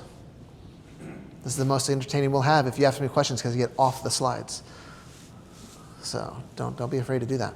So iodine, this is what we talked about a little bit. Sometimes we want to give people iodine. Sometimes we actually don't. There's a camp in the functional medicine world that is anti-iodine. And I lean in that direction sometimes with certain individuals. And I don't mean that they're anti-iodine for the concept of they don't like iodine, but sometimes iodine supplementation can jack people up. So let's imagine what's going on here. Your brain says, please make thyroid hormone. That TPO enzyme, thyroid peroxidase enzyme, wakes up and starts looking for building blocks to formulate a hormone called T4 or T3. And it looks for iodine to do that. So iodine is priming the pump for the thyroid peroxidase enzyme to do its job. If someone has autoimmunity to their TPO enzyme, some of the clinical research indicates that giving them iodine makes their antibody load worse because they get primed to start working. And when the TPO enzyme starts working, the mafia comes over to shut down the factory, and Pac-Man starts eating up on that TPO enzyme, and their autoimmune antibodies start going up. So some of the research would say, if you have a TPO antibody that's high, do not give this person iodine. Other research seems to say if you have TPO enzymes and you give them iodine, it doesn't matter. So there's a cautionary tale there from two different camps. You might know who Harry Eidner is. He used to work for Biotics a long time ago. Harry Eidner was a biochemical guy that talked about giving people huge amounts of iodine on purpose when they were autoimmune in an effort to shut down the antibody system. And that's a way we'll sometimes hear about iodine management with autoimmune cases in some cases. And there's value in that. There's a certain number of people that respond exactly to that. If they have autoimmune Hashimoto's, you just flood their body with iodine and it overwhelms the system and the autoimmunity goes away. There's other people, you throw a bunch of iodine in their life and their autoimmunity gets worse. And the unfortunate part is, if we don't look at the results, we don't know what we're doing to the patient there. And we just have to play with it sometimes and say, look, based off of my clinical understanding and your current presentation, I'm going to give you this thing. And we're going to recheck your labs in 30 days, 90 days, whatever it might be. And if the numbers get worse, it's okay to be comfortable with yourself and say, I might be killing you. Let me tone that down a little bit. Maybe we won't say it quite that way to the patient, but we might say to ourselves, maybe this isn't in your best interest, let me tweak it a little bit. And we modify the program, we recheck their labs, and it's better. We're like, okay, you're feeling better and your labs are better, maybe you're a non-iodine person. Or I don't give them iodine and I recheck their stuff and it's not doing what I want it to, well now I'm going to give them iodine and see what happens. So iodine's a phenomenal mineral to help support thyroid function, but some people with autoimmunity have some struggles with it. Yes, sir? So if people are avoiding taking the fluoride out of the receptor site by taking iodoral, Right. is that amount of iodine that's also in the iodoral enough to flip the scales one way or the other? The question, if I understand correctly, is if they're having a healing crisis by taking iodine because they're purging out like the fluoride or other things like that, is the amount of iodine they're taking in potentially going to sway their hormone performance one direction or another? Is the iodoral amount of iodine in iodoral enough to be Plausibly, yes. So iodoral is great, but it's sometimes too concentrated for some individuals. If you look down here at the clinical pearls of when you're like managing people's, never mind, that's not what I'm going to say there. The answer is we have to trial and error. We don't know. The way you can look at that is look at urination from iodine excess, and you're looking to see how they're responding and what their antibodies are doing and what their excess is. Some people just really benefit on large amounts of iodine, and iodoral can do that for people. Some people need obscene amounts of iodine, like bromelain iodine from Standard Process. It's like 3 milligrams of iodine, which is off the chart crazy amounts of iodine. And some people just thrive in that world. I don't even carry that though, because that's too scary for me. It's like, I don't use that level of iodine with people. Can you use the iodine skin test? Yes. Reliably figure that out? You can reliably give everyone you test that on more iodine because no one will ever pass it. Sorry? I was joking, I'm sorry. I said you can reliably give every patient that you do a skin test with more iodine because no one will ever pass it. But that was me joking. So he asked about an iodine skin patch test. So if you take iodine and you put it on someone's arm in about a 1 by 1 square inch area, and you measure the time it takes for their body to absorb that level of iodine, if it's less than 24 hours, they probably need to be given iodine based off of that type of test. I've never seen anybody last longer than 24 hours. So everybody needs more iodine if we're using that as our baseline.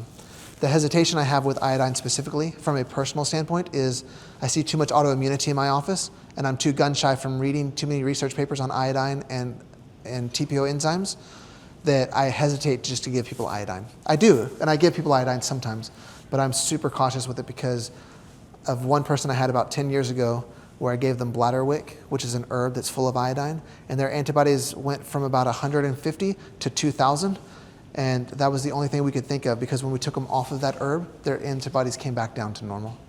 And so because of that one patient 10 years ago, I don't ever lead off with iodine. And when people come in and they say, I have thyroid-related problems and I'm taking iodine, I usually take them off of it first, just in case. But that's me being too nervous about some things sometimes. But iodine is a phenomenal way of creating hormone, so we need it. And that's the downfall, is like, how do we know how much we're giving without doing some level of testing to see what change we're making in their life? So, other herbs we think about, or minerals, we think of selenium. Selenium and iodine go hand in hand. I'm much more comfortable just bombarding the body with selenium than I would with iodine, so I give a lot of selenium to people. Bladderwrack, like we talked about, I may have called it bladderwick a second ago. Bladderwrack has natural occurring iodine inside of it. Ashwagandha we talked about as being a thyroid-based herb earlier, an adaptogenic herb for the adrenals and for the thyroid. Bacopa, we think about that sometimes for brain-related stuff, but it can also stimulate the thyroid. Beets, how many of you eat beets? Beet borscht, how many of you have had beet borscht in your life? Ugh. I hear some people are willing to just eat their body weight in that. And then other people are willing to escape their country of communism to never have to eat it again. I know, that's what I was getting to, David. Some people just don't like beet borscht. It's a Russian soup type thing. We were just talking about it last class. So that's just, I was seeing who was paying attention last week. That's right. The reason his granddad left Russia was because of beet borscht. But needless to say, beets have a tremendous amount of support for vascular system, cardiovascular things, liver support, can also be good for helping vasodilation and nitric oxide synthase and thyroid activity. Glandular extracts, both the thymus gland for your immune system and your thyroid gland will communicate back and forth with each other. So sometimes using glandular extracts to support one or the other, or both, you can start getting some thyroid change in the body. Glandulars, I like eating real things because like fixes like. If you have a heart issue, you should eat more heart. If you have a liver issue, you should eat more liver. If you have a thyroid issue, you can try and eat thyroid, but you won't be able to find it because it's a pharmaceutical drug called Armour or NP thyroid. Which, did any of you get letters in the mail from the FDA like a month ago about that change regarding Armour or NP thyroid? The FDA created a letter and they sent it out to physicians dissuading physicians from using natural glandular compounds in their clinics and to start moving people to Synthroid because within the next year they're leaning toward not allowing people to dispense Armour or NP thyroid anymore. So they're already just warning the physicians saying, start moving people to Synthroid. NP thyroid and Armour thyroid were never approved by the FDA. We don't think they're valuable options. It's too hard to manage. Please go to Synthroid. So that was a letter that went out to physicians within the last couple of weeks. If you want to Google it, FDA, Armor, Synthroid, probably will pull up what you're looking for. But like fixes like, that's what we're talking about here. So when we have conditions that need to be supported, it's okay to use glandulars to start helping those body parts work more efficiently. Yes, sir? And I think that's going to go back more towards the supplement route then? I emailed the 3 different companies that I use that have glandular extracts in it. So Standard, I emailed them. I was saying thyroid. Oh yeah, so with thyroid specifically, I said, this is the attached letter from the FDA. Is this going to affect Thytrophin PMG from Standard Process? Is this going to affect GTA Forte from Biotics? Is this going to address Regenerzyme Thyroid from Vervita? Like some of these companies that I use that have glandular stuff inside of it. And all 3 of those companies came back and said, we don't think so. We haven't gotten any communication from the FDA. All of our products declare that they've got T4 removed from it so they don't fall under pharmaceutical agents. They're supposed to be clean, and they indicate that that shouldn't be a problem. So from a nutritional standpoint, we shouldn't be involved with that from what they're telling us as of right now. I don't know if I was supposed to declare that through an official thing, but Our position, particularly then, medication, it's just a right. Right. But because it's being dispensed through the pharmaceutical route and everything, that's why they're making that change is what it looks like. But yeah, definitely Google that letter that the FDA sent out to the physicians so you can kind of see their position on it and go from there. I don't know why it does that sometimes. I apologize. Any other questions? All right, so how do we know if people have thyroid stuff? Once again, I like to look at symptoms. What common things are people going to have? When we think about thyroid, just like adrenal stuff, you can have too much thyroid or too little thyroid. Most people that have too much thyroid are having too much because of an autoimmune condition like Graves' disease. Most people that have too little thyroid don't necessarily have to be autoimmune, but they're going to be metabolically compromised. Excuse me. They typically are a little bit more overweight. They're typically more blood sugar mishandled. They're typically sluggish and tired. And it can be autoimmune in nature, but it may not be as well. Yes, sir, you had a question? Hyperhidrosis. So someone, if I understand correctly, your fancy words, too much fluids coming out of their skin. They sweat too much, right? So could hyperhidrosis be a thyroid-related problem? I propose it could be. It could be a liver problem. It could be a kidney problem. It could be a gut problem. It would be difficult for me to declare pathognomonic causes of sweating stuff to one thing, but definitely hormone imbalance can lead to that. I'd probably lean more liver and adrenal if I was just making a blanket statement for someone that comes in and says, I have too much sweating in my life. But thyroid could play a role in there because of the interactions of all the hormonal system. Any other questions? Perfect. Now you definitely can have subclinical patterns of thyroid stuff. And we're going to go into why in just a moment. But subclinical thyroid related stuff would be the person who walks in and says, I have difficulty losing weight, I don't sleep, I'm not recovering, I'm constipated, my hair's falling out, but my labs are normal, right? Every female over the age of 30 that comes to see you, I'm sure. So there are other conditions that can show up. Thyroid dysfunction and muscle weakness, or hypothyroid myopathy, is a clinical condition that shows up when people's thyroids stop working. Why might someone have muscle pain and the cause be hypothyroidism? Anybody want to take a stab on that? Like, what's the physiology behind why that might happen?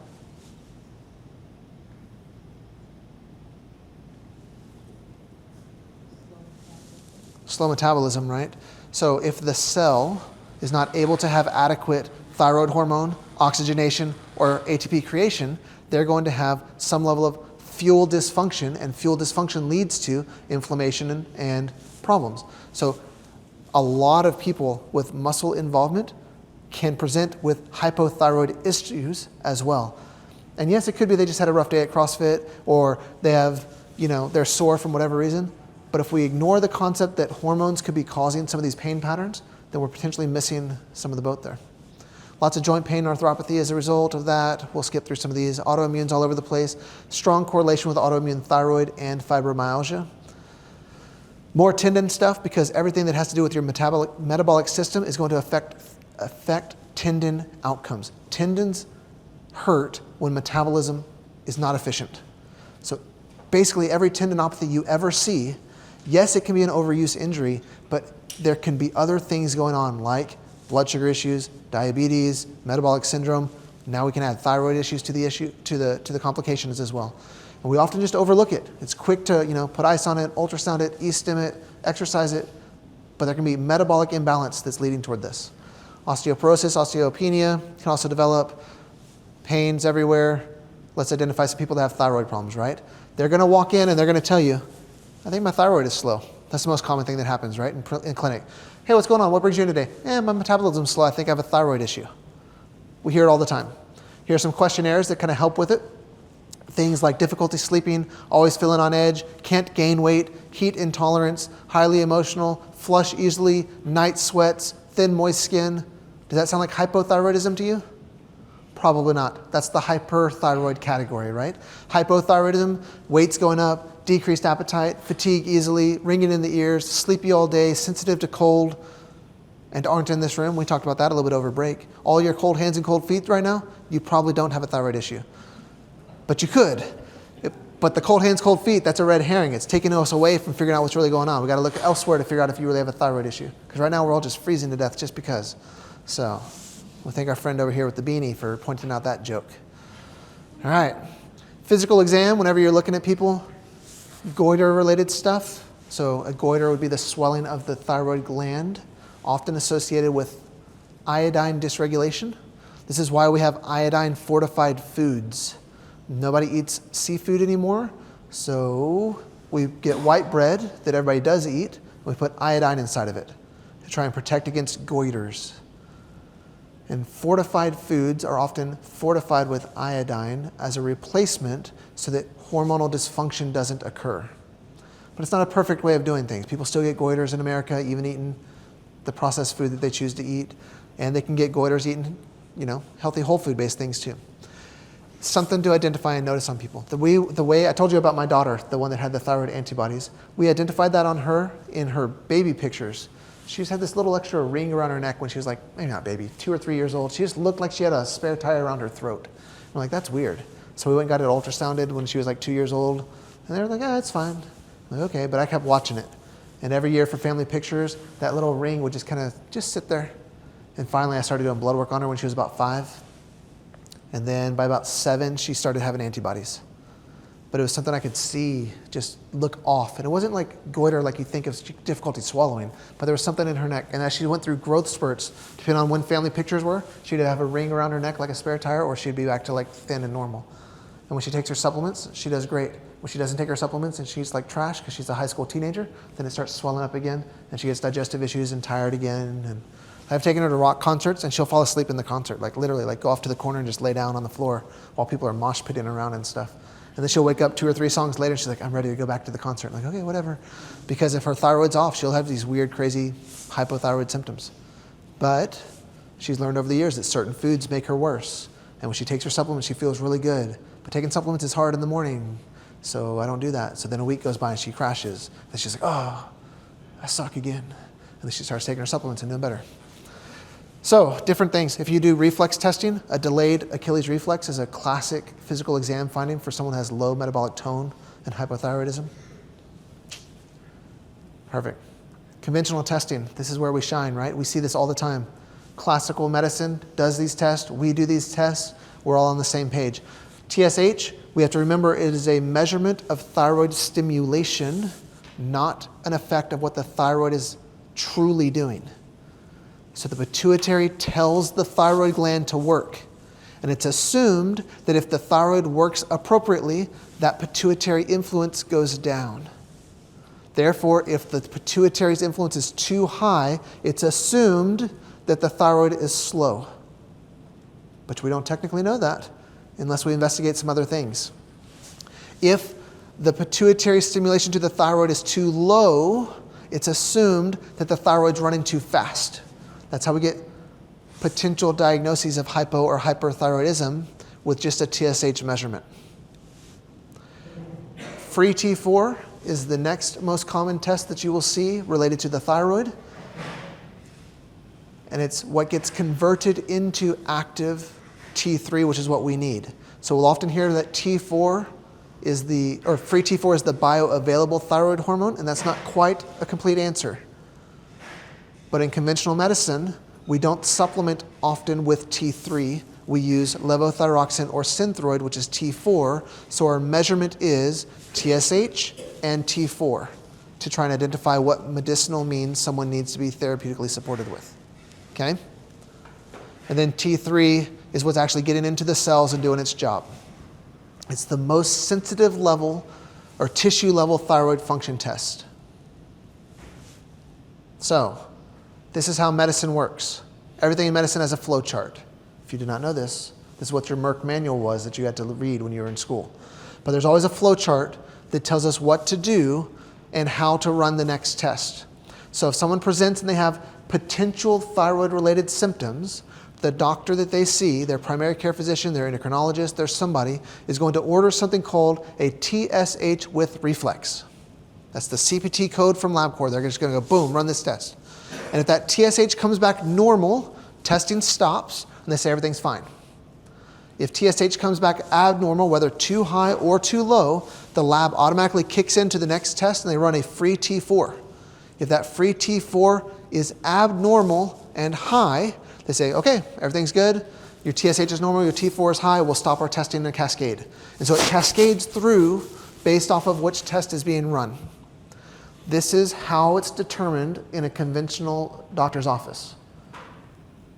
So is this person normal or not?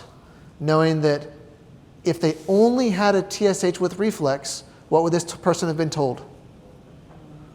They would have got the TSH test, which is set 0.719. They would say, good job, you're normal. The testing would have stopped right there. They would have gone to the doctor and said, I feel tired, I'm overweight, my hair's falling out, my husband doesn't clean up after himself, my kids are crazy, I'm moody and depressed. And the doctor would have said, wow, you sound like a thyroid person. Let's run a TSH with reflex. And they would have got that TSH test back, and the doctor would have said, good news, you're fine.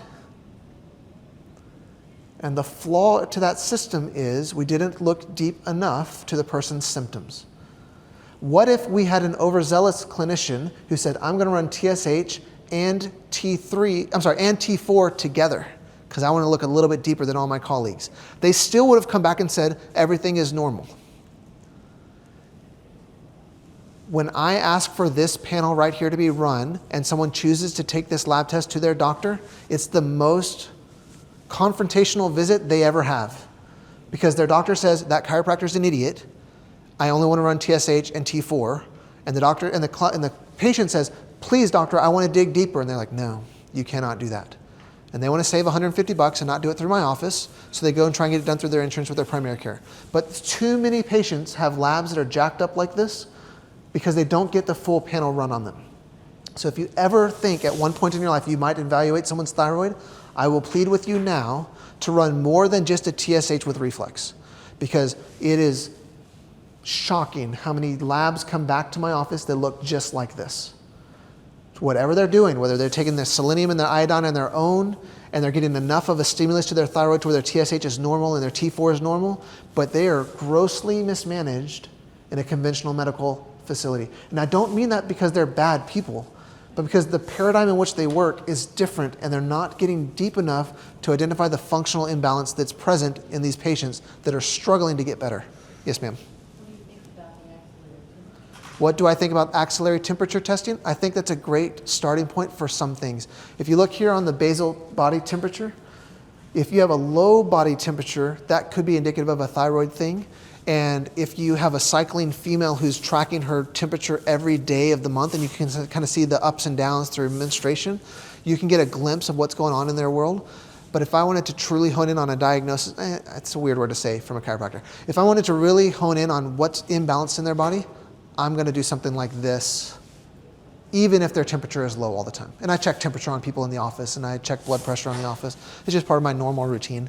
But I'm still, if I suspect thyroid of any kind, I'm going to try and run the whole panel. I will still run that top portion, that TSH, T4, T3 uptake, and free thyroxine index. That's part of my baseline lab function to begin with. So I'll get some sampling of that, but if I suspect anything thyroid related, I will run the rest of it. We talked a little bit yesterday about how I have an Avexia account, and I like make my little note, and I'm like, please run the new patient panel. I will tell them new patient panel with thyroid extender, and to run the remaining portion of that, it's an extra like $100 for the patient. And so it's just the way I would request that from my front desk as they're getting everything set up. Needless to say, this person had great benefit by knowing more about what's going on in their life, and we were able to make some modifications and changes.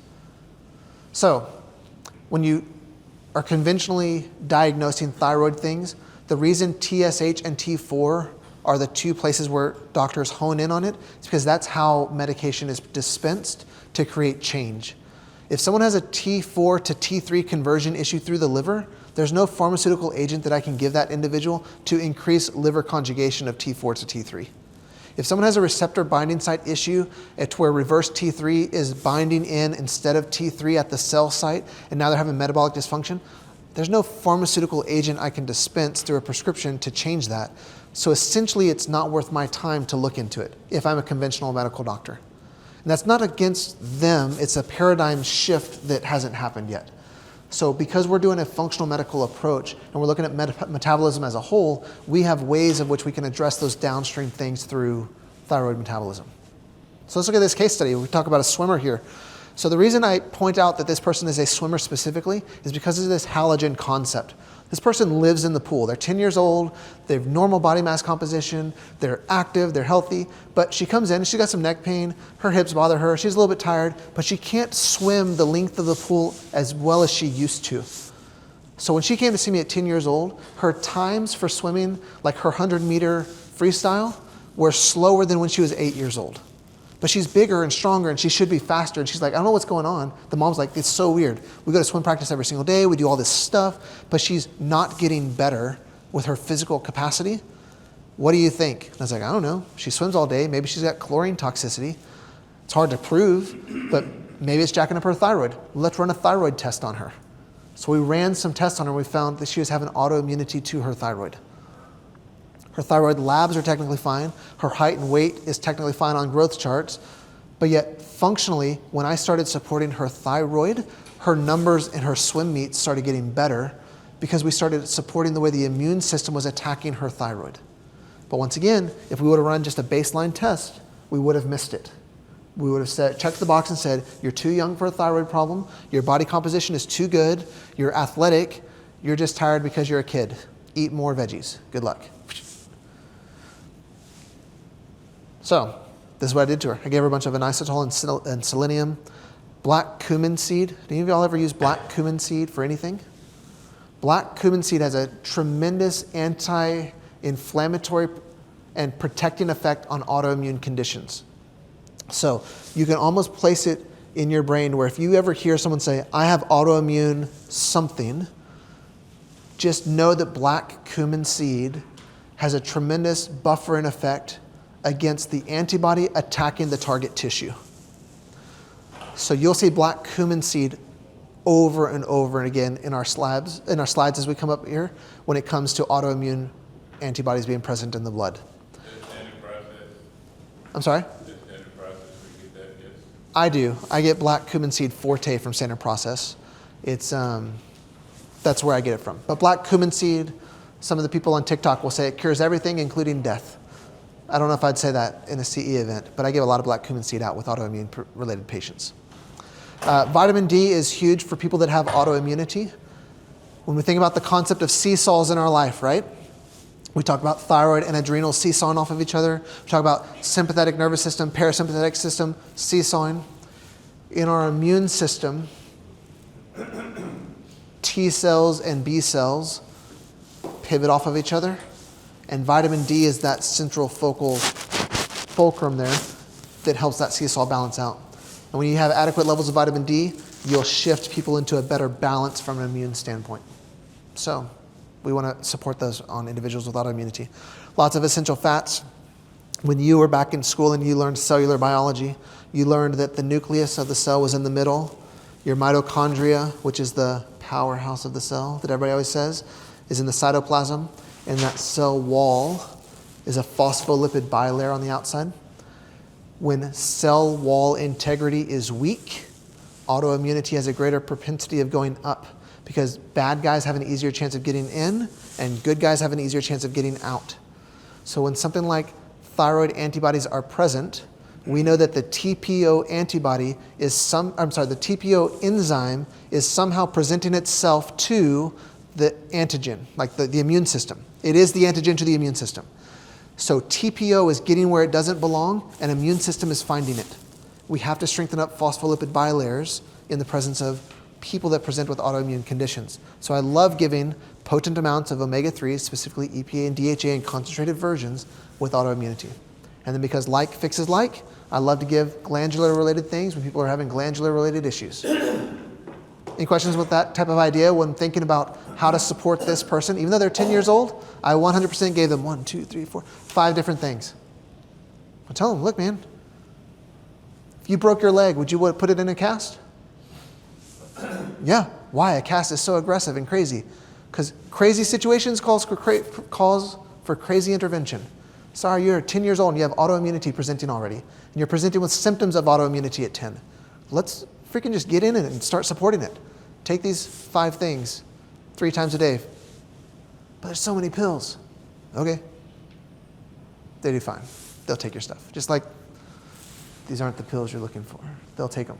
Right? You'll be fine. Yes, sir. Did you associate that with the chlorine from the pool or not? I propose yes. Unfortunately, I don't have a perfect way of knowing if she's chlorine toxic. But that was why I justified to the mom why we were running these tests on thyroid stuff. I was like, look, man, you're in a pool 2 hours a day, 6 days a week. I suspect you're probably toxic in chlorine. Let's see what the thyroid's doing. And so we were able to run some blood work on a 10-year-old. Because I try not to stab kids, like with needles and stuff. Like, it's a traumatic experience, but I'll do it if we need to. So here's another person, 70 years old. Oh, I just realized, I forgot to tell you all this. All these slides look different because this is what we were going to cover yesterday. So I just pulled these thyroid cases into today. So that's why they're not yellow and red like all the rest of them. Not that y'all care about the aesthetics of these slides. So here's a 70-year-old man, 223 pounds. He's got right low back pain and foot drop. His right ankle S1 and L5 myotomes, if you muscle test, were weak. He had decreased sensation to his L5 dermatome and neck stiffness. And so he comes in, he's like, yeah, I've been taking Lipitor forever. I'm fine. My doctor tells me I'm fine. I'm not a diabetic. I'm great. I just have some back pain I want you to take care of. I was like, when's the last time you had your blood work, man? He's like, I don't know. My doctor he says I'm fine. So he wasn't fine. His hemoglobin A1C was 8.2. And he's like, really? I'm diabetic, but I feel fine. I was like, let's go ahead and get on this. So we started changing his diet and lifestyle and stuff. I saw him on Thursday before coming out here. He's down to 190 pounds. His hemoglobin A1C, the last time we ran it, was 5.9. And he's doing great. He's just an older guy plugging along, but he gave up a bunch of sugar, started taking some supplements. But crazily enough, his TSH was 23.8. Normal TSH is 4.5 or less. So probably his blood sugar was the culprit for all of this, causing metabolic slowdown, because he's not taking thyroid support now, even though we started him on thyroid support a while back. We mostly just messed with his blood sugar stuff, but he was able to take some thyroid stuff that we gave him, tighten up the game a little bit. His blood work started showing improvements. We started slowly taking the thyroid stuff out, and over time, he's not on thyroid support at all anymore. But it was just an interesting case here where his cholesterol looked fine, and that's apparently what his doctor was testing over and over again. It's low in my opinion because it's 137, and we need cholesterol to make certain hormones in our life. But his body was freaking out. Blood sugar messed up, thyroid stuff messed up. This is what I gave him at the beginning. Yeah, this is the one I gave him at the beginning. So stuff to support metabolic activity, so fenugreek, black cumin seed, bitter melon, cinnamon. Gave him some berberine-related things that had fenugreek tied in with it. Gave him some thyroid glandulars. Gave him some iodine-containing herbs with ashwagandha and bacopa. And gave him some adrenal gland extracts that had some whole food B vitamins in it. So supported blood sugar first with a little bit of thyroid things, but he got to where he didn't need that thyroid support anymore and had multiple tests showing up pretty good with his thyroid because blood sugar seemed to be the bigger issues. So, that's a neat quote. I probably made that up one time. There's your thyroid. It communicates with all kinds of things. We're going to hone in a little bit on that third paragraph there where it says chronic inflammation impairs T4 to T3 conversion and will increase reverse T3 production. This is the missing section of labs that most people are not testing. Because if it's not T4 and I cannot replace it with Synthroid, it doesn't matter to me. So how do I know as a clinician if thyroid conversion is happening between T4 and T3? The only way I can do that is by looking at the total T3 number, the bioavailable T3 with free T3, and then looking at reverse T3. Reverse T3 is inactive hormone of the thyroid that your liver converted after it did its job. So somehow or another, your body says, I need to make hormone. This might be the slide that's worth its money for today. If you bought entry today, this slide will change your life if you deal with thyroid people. So things that mess up adequate level of thyroid production. Your stress is up, your infection, trauma, radiation, medications, fluorine, toxins, pesticides, whatever. These things cause your thyroid to not work appropriately. So therefore, we typically do things like nutrients. We change their diet, we give them supplements, we give them iodine, we give them zinc. We do something to try and make their body work more efficiently with thyroid creation. But then once it's created, it jumps on a truck and has to go to places like the liver. And the liver will sit there and start trying to convert and turn these things back on. So 80% of active T3 is changed through liver, gut, skeletal muscle. We have to have that conversion. But if that conversion is inefficient because we're selenium deficient or zinc deficient, or there's other metabolic stressors like blood sugar stuff, illness, whatever, your body will attempt the conversion, but it will turn into reverse T3 rather than active T3. Reverse T3 then competes against real T3 at cellular site capacity. So your gate opens up and says, hey cells, bring in the T3, and reverse T3 comes in, tricking the cell to think it's working properly, but it doesn't. And so now cellular function goes down, but the body perceives that it's getting adequate T3 delivery. So when reverse T3 goes up, metabolically that person is jacked up.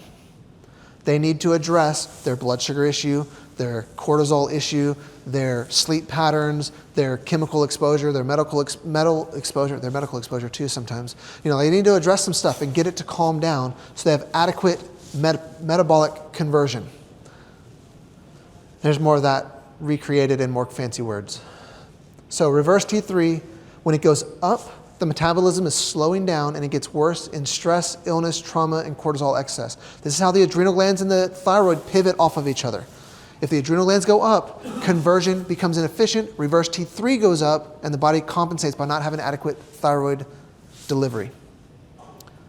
And remember that TSH with reflex never catches this because it doesn't cascade down. And even if it cascaded all the way through and did TSH, free T4, total T3, thyroid antibodies, reverse T3 is ignored through the whole picture because your metabolism doesn't generate a pharmaceutical intervention. So it's not worth checking in a conventional lens.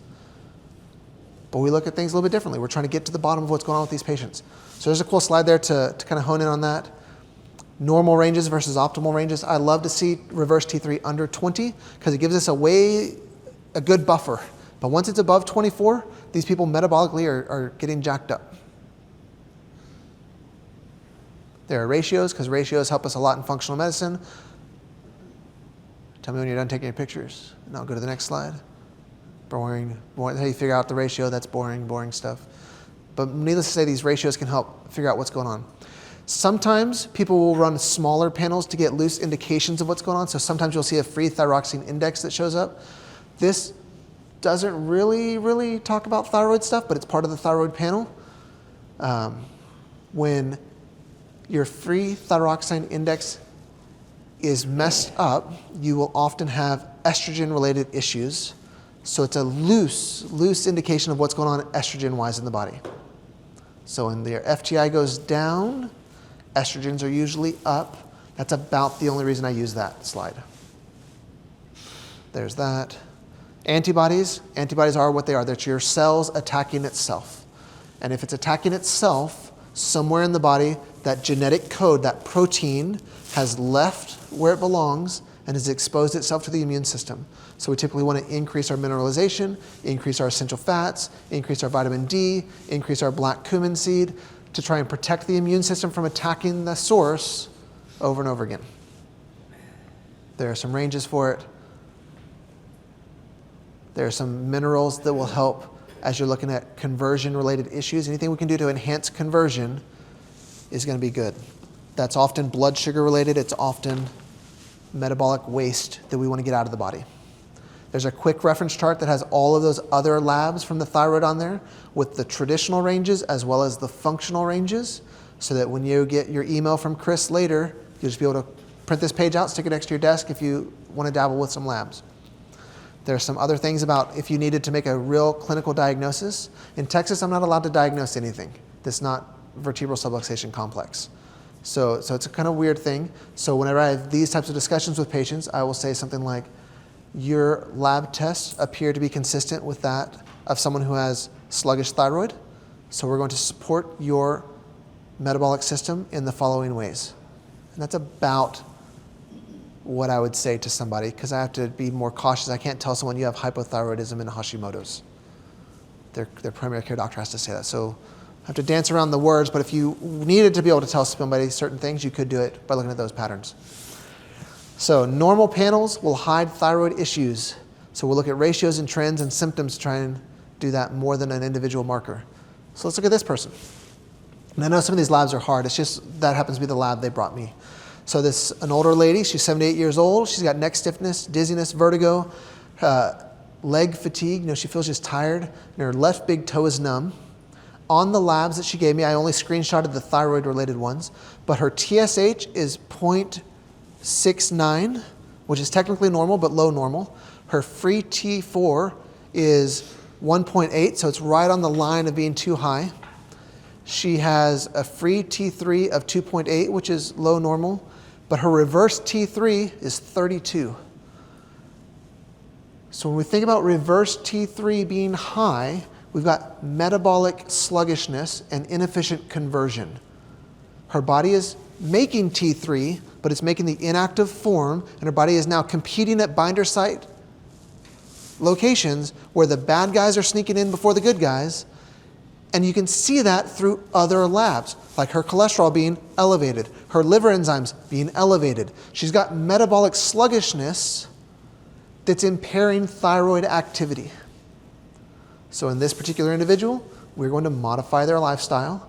We're going to give them supplementation to support different things. And in her scenario, we gave her a vitamin E complex with selenium in it. We gave her some B vitamins and CoQ10. We gave her zeolite as a detoxifier. So like zeolite, clonoptofil, it's a binder, like it pulls things from the body, like metals and chemicals and stuff like that. Trying to drain her liver, essentially. Cruciferous vegetables, beets and spinach and astaxanthin, rhodiola and schisandra. What you'll notice there is most of that is not really thyroid-related care. Most of that is liver support that I'm giving her because I have to metabolically drain the system because her thyroid-related symptoms and metabolic sluggishness are the cause of the problem. That's why her reverse T3 is going up as high as it was. Now, the reason I did vitamin E complex with selenium is because in whole food-based complexes, you will have a mineral tied with a vitamin always. So if you think about vitamin C, we would call that what? What's the name for vitamin C? Ascorbic acid, right? So ascorbic acid in nature isn't crystalline ascorbic acid. It's got a complex that goes along with it that has like vitamin J and vitamin K and rutin, and there's a mineral that goes with it too, and that mineral is copper-based. It's called tyrosinase. So for vitamin C, you will enhance the vitamin C efficiency by giving copper-based mineralization at the same time. Well, I want to enhance selenium effect in the body with someone who's got metabolic sluggishness, so I'm going to give vitamin E at the same time. And luckily, our creator, or evolution, whichever one you prefer, did that in a way to where in nature, vitamin E and selenium are together all the time. And vitamin C and tyrosinase are together all the time. So if I'm supplementing somebody and I want to increase their selenium, I will get better bioavailability by coupling that with a vitamin E complex at the same time. Because there's more than just DL-alpha tocopherol, which is a vitamin E that we might see on the label. There's also beta tocopherols, gamma tocopherols. There's the other parts of the complex that we might benefit from. So that's why we might do some minerals and vitamins at the same time that we're supporting thyroid function while draining this person's metabolic sluggishness. So that's a neat one. So this one's a cool one here. And you'll notice in red, there's a patient ID copied because we're going to show like 4 different labs or so of this person. And I want to remind you that this is the same person over and over again. But let's pretend you have a 12-year-old female that comes into your life and they're sluggish and tired and they don't feel good. And you run a blood test on them and their TSH is 131, like this person is. What do you think is going on in their life? Thyroid store. Yeah, their thyroid has no idea what in the world is going on with it. So the TSH, the pituitary is yelling at the thyroid, hey thyroid, please wake up and do something. And that thyroid is not activating appropriately, so the pituitary just keeps escalating the signal and keeps shouting and keeps shouting and keeps shouting. So that TSH number just keeps going up and up and up and up and up and up. For context, I put the reference ranges on here from LabCorp, and you'll notice that 4.5 is the high for this, and she is at 131, which is asinine. I showed this to an endocrinologist friend of mine, and they about died. They're like, did you rush her to 911 in the emergency? And I was like, no, she's fine, because I'm weird, and I'll try something for a little bit. So I retested her blood about a week later just to make sure I wasn't killing her. But I was like, all right, this is crazy. Your TSH is through the roof. Your T4 is low. Your T3 is low. Everything is low. But look at those antibodies. Her thyroid TPO antibody is 527. Her thyroglobulin antibody is 4.8. Normal TPO antibody is 26, and hers is 527. This is kind of jacked up. She's 12 years old, being brought in by her parents. Crazy. So this is what I did to her. I gave her a bunch of thyroid gland extracts. I didn't need to edit that next time. It's not supposed to say PMG source there. That gives away too much. So needless to say, I gave her thyroid-related stuff. I gave her a bunch of stuff that has rosemary and turmeric in it. Rosemary will help open up the liver and drain some stuff. Turmeric will be anti-inflammatory. And rosemary will also have like a gentle metformin type effect. So it's going to help with blood sugar sensitivity. So rosemary is a cool herb for that. Gave her a bunch of cod liver oil and vitamin D because I wanted her essential fats to be up and her vitamin D. Gave her some zeolite to try and pull out some trash, open up her sulfation pathway with liver-related cruciferous vegetables, and gave her some adaptogenic herbs that like milk thistle and grapeseed extract, things like that. And this is what I gave her. And so her blood work came back. Let's see. This is on 9/19, so I guess I checked her a month later. Her blood was collected on 9/19/2020.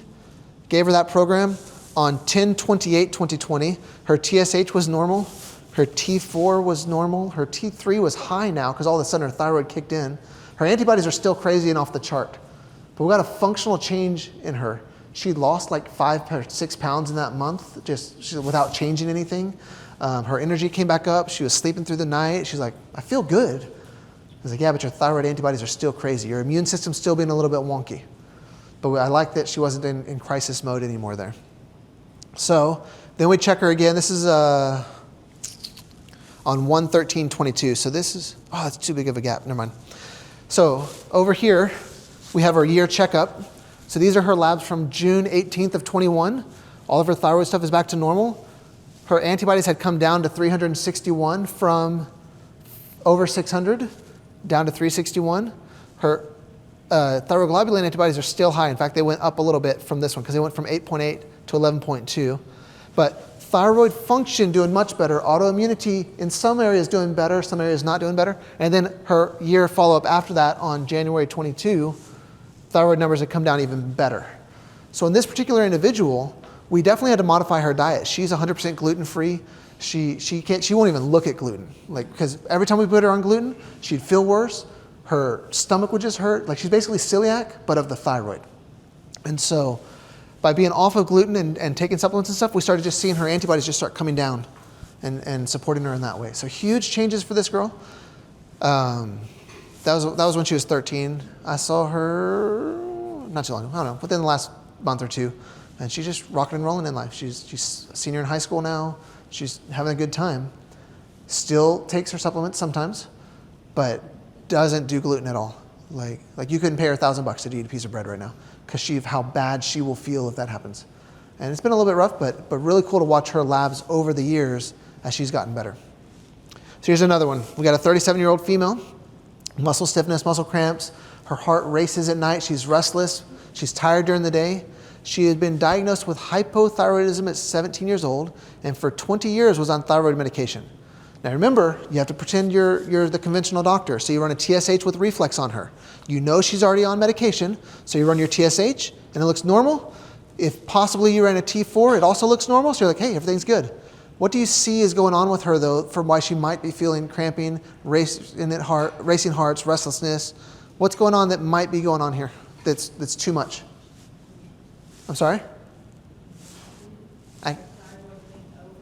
Her thyroid looks to be overtreated, overstimulation. So it's like pharmaceutically induced hyperthyroidism symptom-wise, but not quite bad enough to where her labs are low. A lot of times when you have too much thyroid hormone and someone's taking too much Synthroid or too much Armour or whatever it might be, their TSH number goes to 0.001.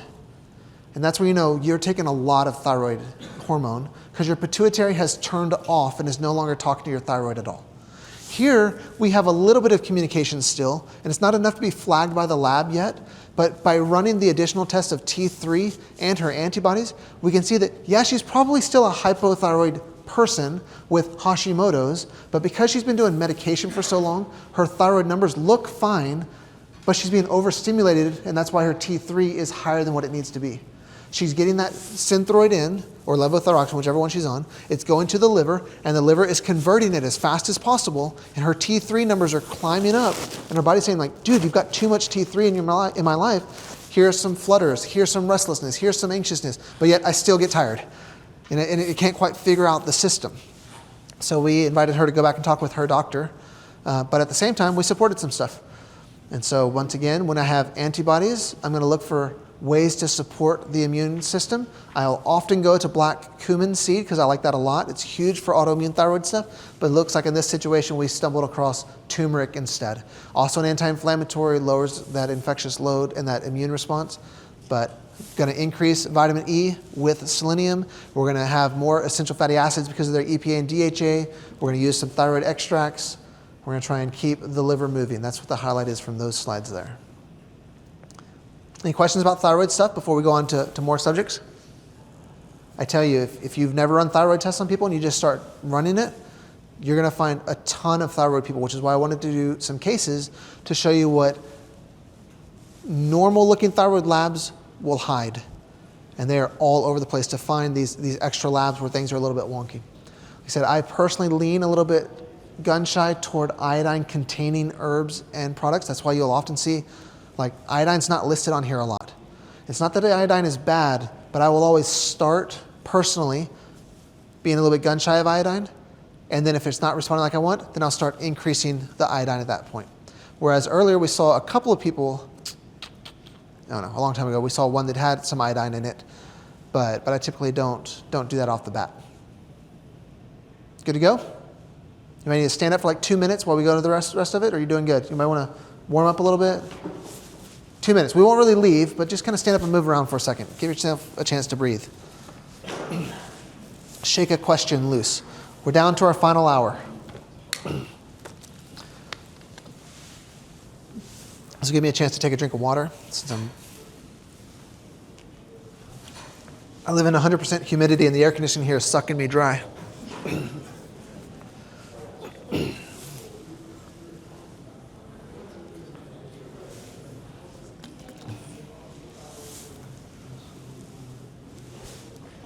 Excellent. All right. This was a secret trick for those of you that wanted to sneak away and have an excuse to do so. It was perfect break time, so you didn't feel like you were going to interrupt me while you were leaving. So now we're back. The hypothalamic pituitary gonadal axis follows through the same style of system as the thyroid and the adrenals. While we're all getting our seats again, this camera lost me somehow, so I'm going to try to turn it back on.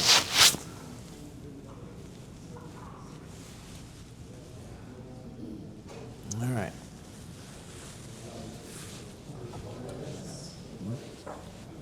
So, just like we talked about before, your hypothalamus It's going to communicate to your pituitary through a specific gland, communication with hormones, and then pituitary drives communication elsewhere.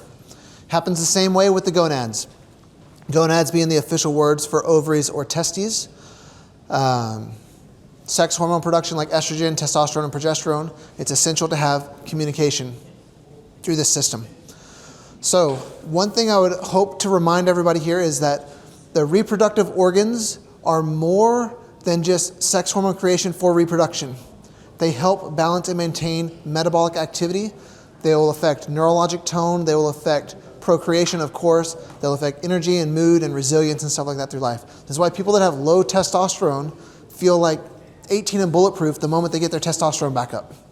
Because it's more than just how going out and making a baby. You will feel better when these hormones are balanced out.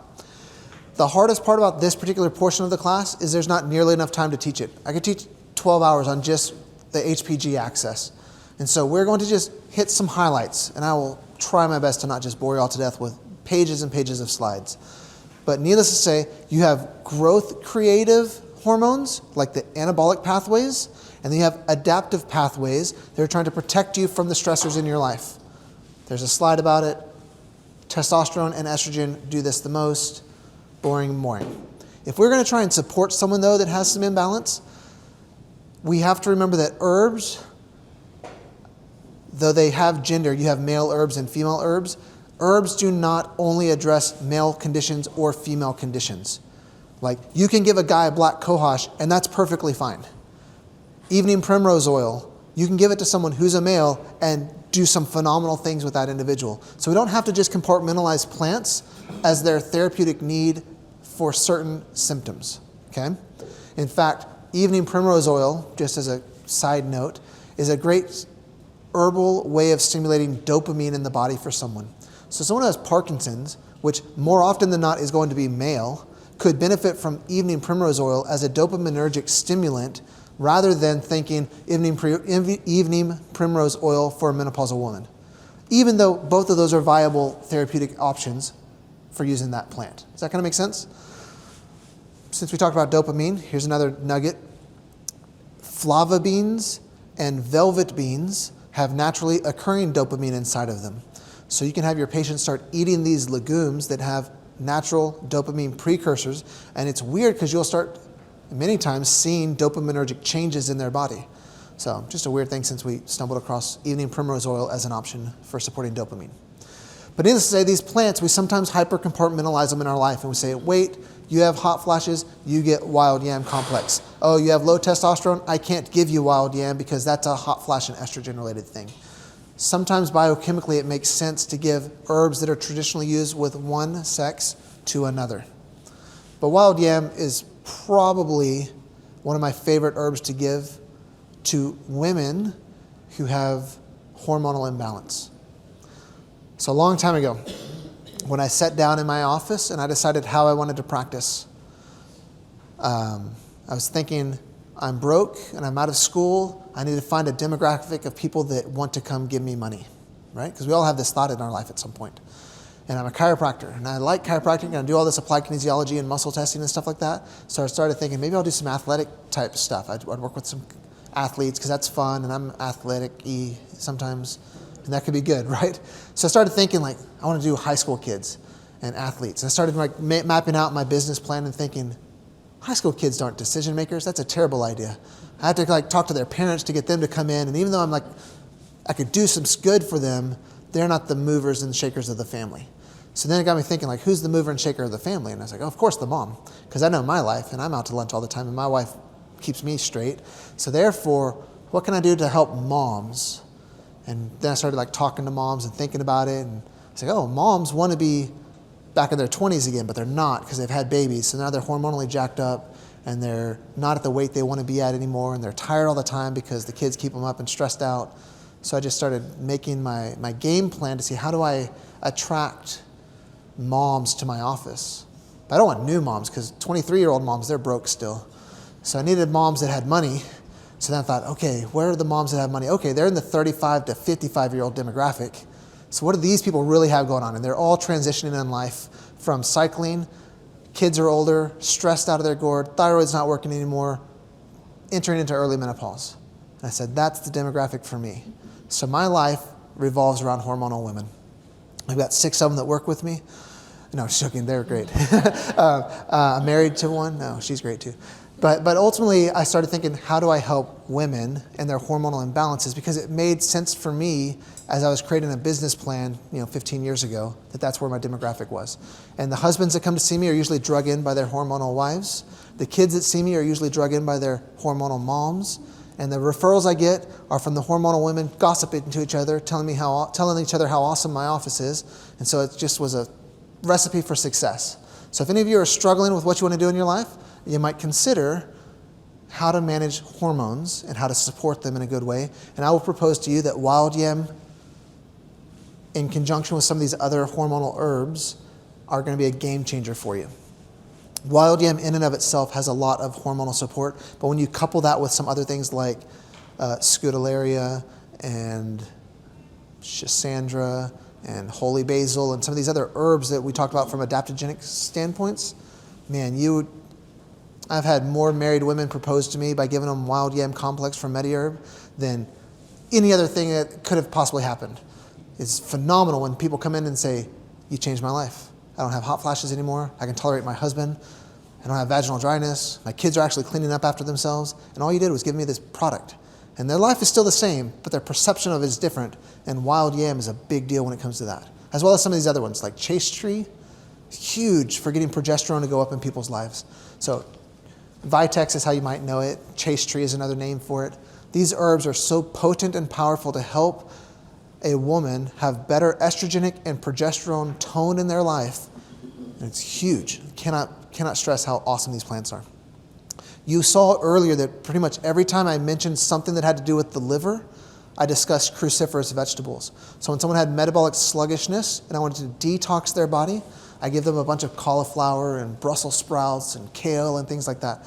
Because these cruciferous pathways, the sulfation pathway of the liver is heavily influenced through the cruciferous vegetables, and estrogenic imbalance is filtered through the sulfation pathway, as well as phase 1 and phase 2 detoxification of the liver. So yes, sir. Did you have a question for me? I was waiting for your sentence. Oh, okay. That was my sentence. Dim. DIM, yes. DIM is what it is. So the endo-3-carbinol and DIM, which are found inside these cruciferous vegetables, can definitely do it. And in a more concentrated way, if you did it not from a whole food-based standpoint and you went through DIM, that can be a way of stimulating that same pathway. What's your feeling on taking it on the individual encapsulated form, just the DIM itself? I'm not sure if I understand the question you're asking. I started taking it by a capsule, just the diameter methane, Right? and I just noticed something different about testosterone reduction, maybe acne or something, but it just felt, I don't know, it felt like a negative effect. That's a good question. So if I understand what you're saying, you started taking DIM through a capsule-based thing, and as you were taking it, like just DIM by itself and nothing else, and as you were taking that DIM, you started getting more acne and possibly a negative effect of testosterone, is what it felt like? Yeah, almost like I had taken an endogenous, endogenous testosterone. Right.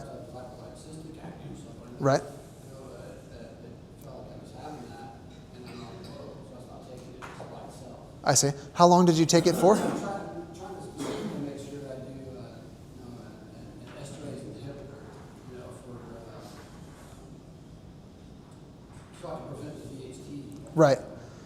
So that's a great question. To be honest with you, it's possible. Actually, how long did you take it for? How long did you take DIM and stuff before you started seeing those symptoms? Why I for like a week or so. Okay. It's possible you were having more of a detox reaction than an actual testosterone reaction, because you might have just opened up the system and your body's like, great, I can finally get rid of this trash. Hit the zeolite more. Right. But I would definitely, if I was potentially doing that, I would try DIM and then add more zeolite or binders to see if you can bind some of that exogenous stuff that you're filtering through. But I'd also probably increase your zinc along the same way. And if you really think you're converting into DHT, like the saw palmettos and things of that nature, I'll show you a slide in a minute that'll change your life. It'll change all your lives, because it's the cheat sheet to Dutch tests and like hormone conversion. And it's the best chart I've ever made in my life. It's so good. I just want to pat myself on the back again because of how good this chart is. And I want a big old poster this big in my wall so that every time I talk to a patient, I'm like, this is why I'm giving you this, this, and this, because it'll be on the chart. Moral of the story, detox pathways, so sometimes when you open up, you'll have like a detox healing crisis if you go too fast. So it's possible that that's happening. If you add zeolite or something like that as a binder, it'll help potentially reduce that. Black cohosh, we talked about it a little bit. It's a great herb for hot flash frequency and severity. So if you can get black cohosh in for someone who's having hot flashes, that's often a pretty good game changer there. Tongkat Ali is an herb that will help with testosterone production. Testosterone is just plummeting in our world. Males today do not have the same level of testosterone as males from 20 years ago, let alone 50 years ago. So Tongkat Ali is a good herb that can help increase, performance, vitality, muscle strength, and start seeing those testosterone numbers come up. Rosemary, we talked about it a little bit, will act like metformin to some extent from blood sugar handling, but will also open up the liver pathways and help drain exogenous estrogens from the body. Black currant seed oil, if you are creating too many omega-6 or arachidonic acid pathways that are being stimulated, even though black currant seed is an omega-6, it will stimulate the delta-6 desaturase enzyme, kicking over pro-inflammatory into anti-inflammatory systems. So it's a neat little thing there that'll happen there with a bunch of gamma-linolenic acid. Tribulus, often think about that as a performance enhancer, and for low libido, it'll increase circulation. A lot of times people will take Tribulus as a way to perform better if they're not quite ready to do Viagra or something like that. Obviously, Interfere with like prostate cancer? Or are they going to do? For the most part, they're negligible issues. But if someone has cancer, we got to be careful when it comes to herbs. So the question was, does this interfere with prostate cancer or something like that? When cancers are involved, personally, I just have to get a little bit cautious, and I'm a little bit more judicious on the herbal side of things, even though a lot of the cross-reference charts will say that it's fine with all their medications or things like that. I will just, as a CYA thing in Texas, ask them to make sure that their doctors are okay with it. But I would have no issues giving this to my father if he had prostate cancer, because I don't think these herbs are that big of a deal, if that makes sense. After they have the prostate removed, Right? is it good to raise some of these things? I do, yes. It is. I do. I've had, not a ton, maybe 5 or 6 prostate removals. More cancer. It doesn't appear to. And the 5 or 6 people that I've had that have come in with prostate removal stuff, most of them come in because of incontinence-related issues more than hormone-related issues. So I'm doing more structural and neurologic stuff with them. But I'll often put them on these supplements, and they feel fine with it, and the energy's back up, and their incontinence-related issues are improving from the other stuff we're doing. For what it's worth, just as a side note, if someone has their prostate removed or they're having incontinence in general, that's often a ligament laxity related thing. And we were talking a little bit in the break about manganese supporting ligament laxity. So anytime someone has something that's a little bit too loose and stretchy and you're trying to tighten it up, manganese is a good thing for them. And we were mentioning this in the break again, and I think I said it before we broke, I don't know. But Royal Lee, the guy that developed Standard Process, equated manganese to the pituitary in the same way that we think about iodine and the thyroid. So he was a strong proponent of giving people manganese-based things when they had glandular dysfunction in their body because of its effect on the pituitary. And because we just happen to talk about prostate and leakage and incontinence-related stuff, a lot of times when I have people with incontinence, whether it's fecal or urinary, I'll pump manganese into them to try and tighten up those ligaments so they can hold those muscles and ligaments a little bit more efficiently. Going back to other supportive nutrients for the gonadal system, always can support glandulars. So hypothalamic extracts, testes extracts, ovarian extracts, those can be supportive to those areas, and manganese and B12. So there are 4 categories of conditions that we're kind of looking at here. 4 categories of presentations, I'm sorry. You have the cycling female that typically is estrogen dominant, progesterone low. You have the menopausal person where estrogen and progesterone are both falling as their ovaries are turning off. You have the male person whose testosterone is too low and possibly estrogen going too high. And then you have these other things that are just like general functional imbalance. We're going to quickly just scan through some of the questions and common presentations that people might show up with it. to look through just so we can kind of get into more clinical application, because these are boring slides and you don't want me to read this to you. But hormonally, you're going to see common presentations, which are, I don't feel like I used to, my weight is seeming to go up, and I feel tired a lot. Those are the most common across the board symptoms. But if you have someone who's 25 saying that to you, and they're bleeding for like 14 days out of the month, their estrogen's probably too high, their liver's probably a little bit congested, they're probably blood sugar mismanaged. We can support them by creating better ratios there. If someone's 48 years old and they have those same symptoms, but now they're having hot flashes and night sweats, and they just feel like they stink all the time or whatever, then their ovaries are probably turning off, but their adrenal glands are trying to kick in and make more DHA, but they can't because they're stressed out and their ovaries are turning off, and their body just can't keep up with the demand anymore. So we'll see this manifest in a few different ways, but the common denominators are sex drive usually comes down, weight usually goes up, intolerance to the world goes down, everything's just more sensitive in their world. So there's some questionnaires you could do for people about these types of things, like we've talked about before. I have symptom surveys whenever I'm having people fill out paperwork. Clinical changes, obviously body composition, when it starts to get fluffy and things like testosterone and estrogen, progesterone are going in the wrong direction, people tend to get fluffier and more tired, and might develop gynecomastia or breast tenderness. You might just have these physical exam findings that you're assessing the patient and you're seeing hormonal imbalances here. So here you go. Here's a functional thing you can do in practice if your practice allows for it and it's not inappropriate. So when women come into the office, I do a physical palpatory exam on every patient that comes in. I jab on their ribs, I jab under their belly, I do like Murphy's sign, I do like jab on their bowels or whatever. I will jab on their chest as well, male and female. Any tenderness here when I'm doing this. I'm not groping, but fingers are up here and I'm like, does this hurt? No. I jab on their sinuses, this hurt? No. If I find someone who has outside breast tenderness as an experiment and as a way to demonstrate to that individual that I think I can help them, I have an open bottle of rosemary in my office. I have an open bottle of cruciferous vegetables in a pill in my office, and I will take one of those pills and I'll say, hey, just put this on your tongue for a second. Let's just see what happens. And the things that hurt, if they hurt less, make me look like I'm brilliant.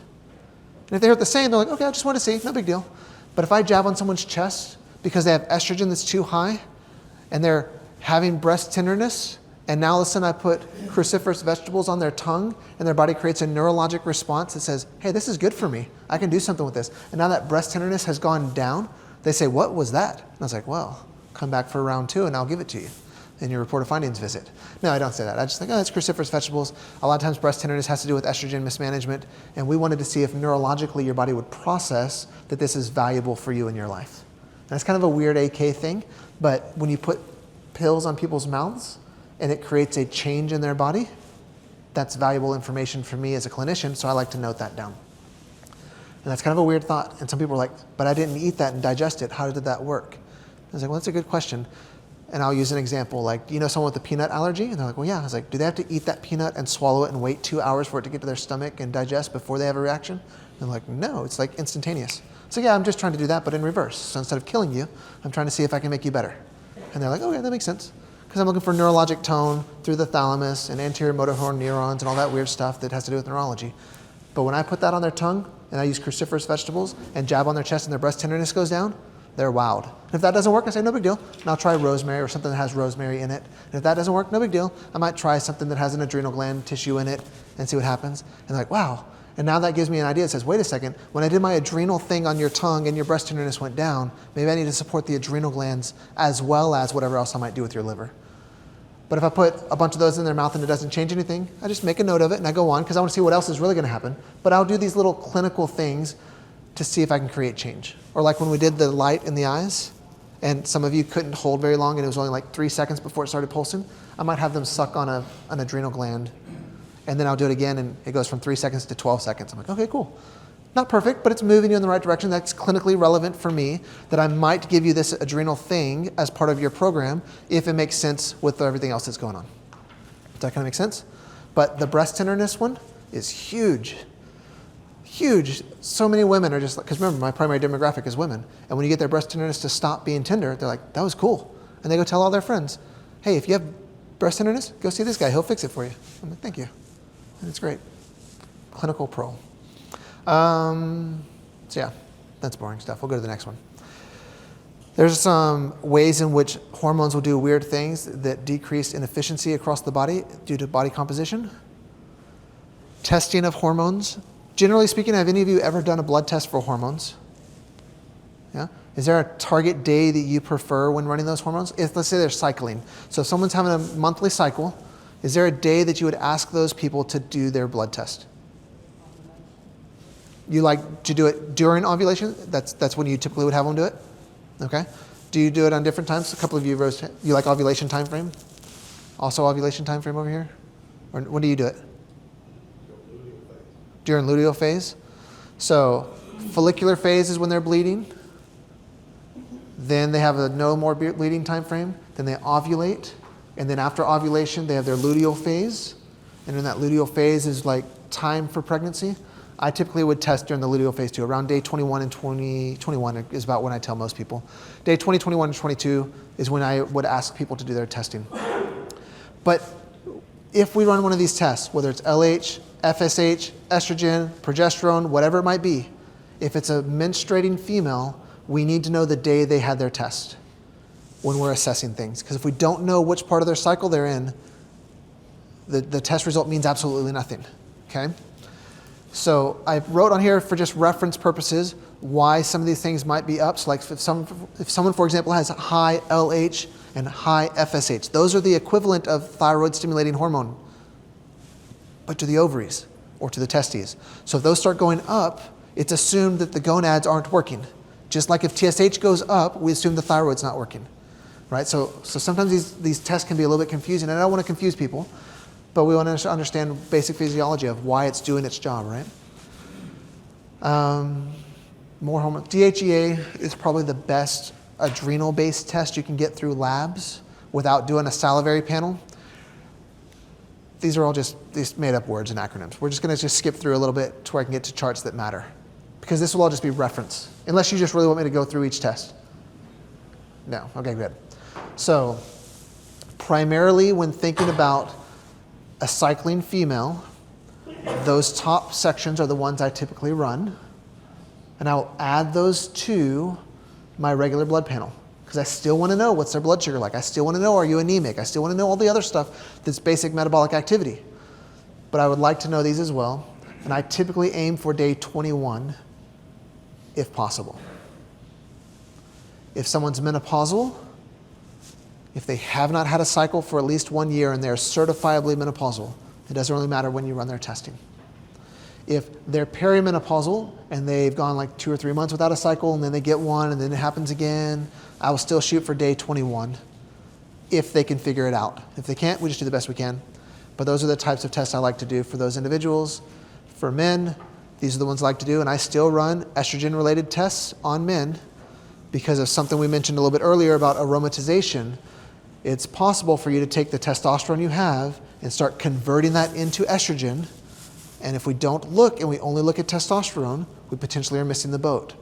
Especially if someone's doing hormone replacement therapy and the only test that's ever happening is the testosterone. We don't know how much of that is being converted over into other things. And so I like to run a more expansive panel just to double check with that. So generally speaking though, you can run these tests on both males and females and get value from what those tests are giving you in both situations. I like to run a specialty test though called a Dutch test if for some reason I have the opportunity to not do blood work and just do one test. So if I do my basic metabolic panel and now the person says, I've got an extra $500, but that's all I got. I don't have 1,000, I've got 500. And I have to pick which of these am I going to do? I'm going to do a Dutch test because I like the Dutch test and the adrenal information I get from it. And it will measure the metabolite system through the steroid hormone synthesis pathway. And it will give me a breakdown of cholesterol all the way down through estrogen and testosterone and all the metabolites in between. Like that. Does anybody remember that chart from biochemistry class or something like that? Where you talk about cholesterol starting it And then you have these genes and enzymes that force cholesterol to turn into pregnenolone, and then pregnenolone should turn into progesterone. But if progesterone is not working properly, it'll convert over into cortisol. But if it is working properly, it'll convert down into progesterone, and it'll do all these weird things, right? Like we want these to work. And I know this is crazy and silly, but this is the magic chart here. Because if I can get a Dutch test, I can see where these numbers are working the way they're supposed to and where they're not. And now I can support the conversion processes along the way in a way that's therapeutically valuable for that individual. Has anyone ever heard of something called a pregnenolone steal when it comes to the concept of adrenal fatigue or adrenal imbalances? Let's just work through this for 1 second. You need cholesterol in your life. So therefore, if you have an aggressive amount of Lipitor or statin medications in your life and your cholesterol is coming down too low, your potential for steroid hormone creation goes down. So if you have adequate levels of cholesterol, under the influence of your pituitary gland, you will start taking that cholesterol and converting it over into hormones and drive the steroid creation process. You'll make pregnenolone. Pregnenolone will then turn into some of these other fancy words that we can't pronounce. But if there's a stress response going on, it steals itself down into cortisol, and your body, through the cholesterol synthesis or steroid hormone pathways, will say, adrenal glands, I know you're stressing out. Let me create some pregnenolone so that you can convert that pregnenolone into cortisol. And you're stealing that pregnenolone down into the stress response. If your cortisol levels are adequate and you're not under stress, you may then create more steroid hormones in your life, like testosterone and estrogen. And you'll do that by taking your pregnenolone and shoveling it over into this one, which comes down into, wait a second, there you go, DHEA. You turn it into DHEA, and DHEA comes down and becomes either estrogen or testosterone based off of need. If someone's adrenal glands are in fight or flight mode and they are jacked up, they are not going to be able to create the steroid hormones they need to regulate life. Because your body's in fight or flight mode. It doesn't care about procreation. It cares about running from that metaphorical or physical thing that's chasing it. Sex hormones go down, body composition can't regulate, digestion shuts down, body freaks out. Cortisol rises. If we can de-stress that body by balancing out blood sugar, by getting better sleep, by de-stressing the stressor that's in their life, they can now start converting over appropriately, and there are micronutrients and herbs that help facilitate that process. This chart, you're the first people in the world to ever see it in this way, because I had my office staff build it for me last week, because I wanted to just put it in here, and they work Canva much better than I can. But this chart has the herbs that I like to use to help in each system to move it along. So I mentioned before that wild yam is one of my favorite herbal complexes to give someone. If I took my Standard Process account, and the number one product that I sell from Standard Process is wild yam complex. And I sell a ton of them because my primary demographic is women that can financially afford me that have hormonal imbalance. And wild yam complex is like gold-plated supplement tablet. And I shouldn't say this, but it is so legit because it helps across that whole process of increasing receptor site sensitivity. So someone who's 48 years old and still has hormone production, but is metabolically sluggish and is arguing and fighting for receptor site activity, benefits tremendously from something like wild yam and shatavari and the things in that product, right? Because it opens up the door and says, real hormone, please come in. And they just feel amazing. Their hot flashes change, their night sweats go down, their husbands become more stable people, and their life just becomes better because of it. And their husband's still the same douchebag he was, but their wife perceives it as different because their body can process things better, right? And he probably wasn't really a douchebag, I shouldn't have said that. But the process is they feel like they're better and their husband's better, right? Because hormones can finally get to the sites where they need to be. Okay? At the same time, I love giving people Chase Tree or Vitex because it's like herbal progesterone. And progesterone changes lives. It makes people feel good. It just helps so much on the woman's side of things. Yes, you can use it to help someone who's having, terrible luteal phase, progesterone levels to get pregnant and do things. But like those two herbs in combination, if you take nothing else out of this life, out of these hours we've been spending together, give people wild yam with shatavari, black cohosh, and chase tree. If you can find something that has that in there, you're going to do good for them. Does that make sense? Such a good thing here. Now, we talked a little bit earlier about if you took DEM by itself as a way to potentially affect testosterone availability, you might benefit from something to prevent the DHT transfer as well. And that's this section over here, okay? So as you create DHEA and you spin it down into here, and you're now at testosterone, the biggest hesitation we have with testosterone in the male patient is the aromatization into estrogen. This happens when people are metabolically sluggish. Typically they're overweight, typically their blood sugar handling is off, they have more adipose tissue than they should, so the aromatization occurs more easily. But testosterone can also turn into DHT, and DHT will lead to things like baldness and hormone issues in its own right, because it locks up the testosterone in an inefficient way. So if you're trying to increase DHT, you should have terrible insulin, low zinc, and a bunch of things in your life. But if you're trying to get your insulin better, your DHT conversion reduces. If you get zinc related at high doses, you'll start pulling your DHT this direction. So high levels of zinc, saw palmetto, nettle root, rosemary, that can move that DHT conversion back and kind of slow it down a little bit. Normal levels of zinc are supportive in a variety of ways, but that can be a grouping of herbs to try and change that DHT process, since we brought that up a little bit earlier. But this chart here, when you get it in your slides that are emailed to you, will hopefully be beneficial to you to see how you might change that. And then this small box over here that has to do with aromatization, these will help slow down this process in the male while allowing appropriate functioning here for the female. So, good times. Doing okay? I know it's a lot of chart and a lot of biochemistry. Yes, sir. Under pregnenolone and steel, Yes, sir. are you saying to take those supplements to slow it, or to Correct. push it back the other way? These, Or the tribulus, the mono, ginseng. so these here all essentially are going to be supportive to prevent this and support this. And they'll go that direction. How about above that? Same thing. So these would just support the conversion going this way and slow down the conversion coming this way. Did that kind of help? Yeah. Perfect. So there's that similar chart in text-heavy format for those of you who like reading words. So if you're like, man, I did this test and progesterone to cortisol ratios are weird.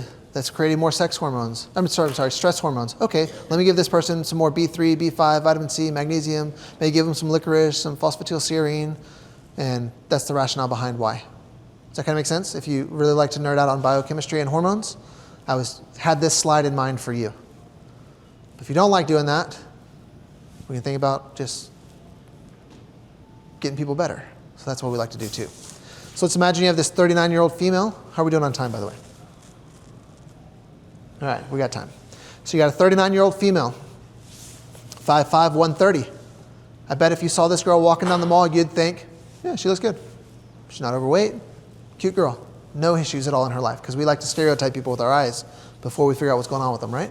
But you'd see this girl and you'd say, she looks good, probably healthy. And then she'd come into your office and she'd say, man, I've got this low back pain, pelvic pain on my cycle, I'm anxious and depressed, I'm tired, everything just puts me on edge, I'm getting hot flashes, my sex drive is terrible, and I can't lose weight. Now you look at her and you say, but you're 5'5", 130, well, you don't need to lose weight, you look good, right? But in her mind, she's not where she wants to be. She's fluffier than she used to be. And she's having all these hormone-related issues, right? The other doctors keep telling her, you're fine, this is aging. How many of your patients come in and complain that the other doctor told them that, and that's why they're in your office? So I don't want to be the guy that just says, you're fine, good luck. So I got to dig a little bit deeper, right?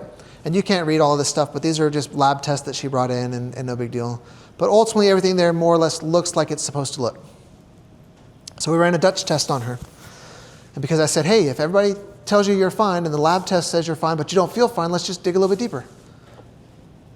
this was the most shocking test I've ever seen in my life because, in an effort to not overwhelm you with testing that's weird, would you expect someone in that age group with those symptoms to have normal cortisol ratios and output throughout the day?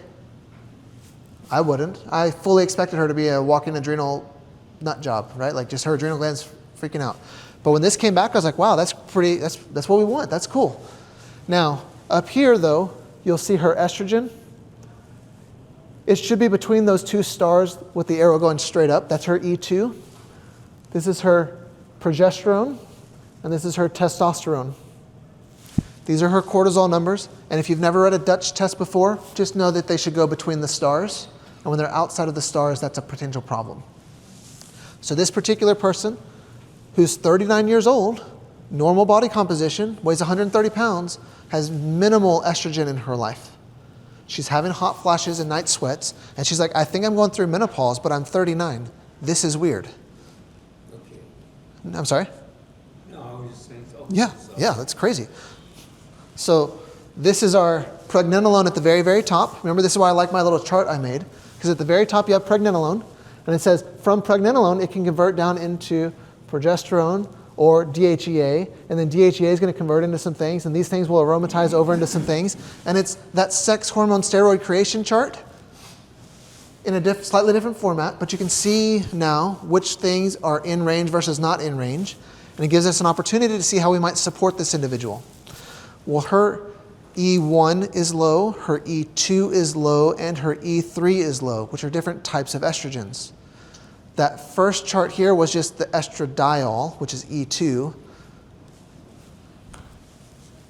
Right here, E1, E2, and E3, we see all of the estrogens are low, even though her testosterone's technically normal, her adrenal glands are technically normal.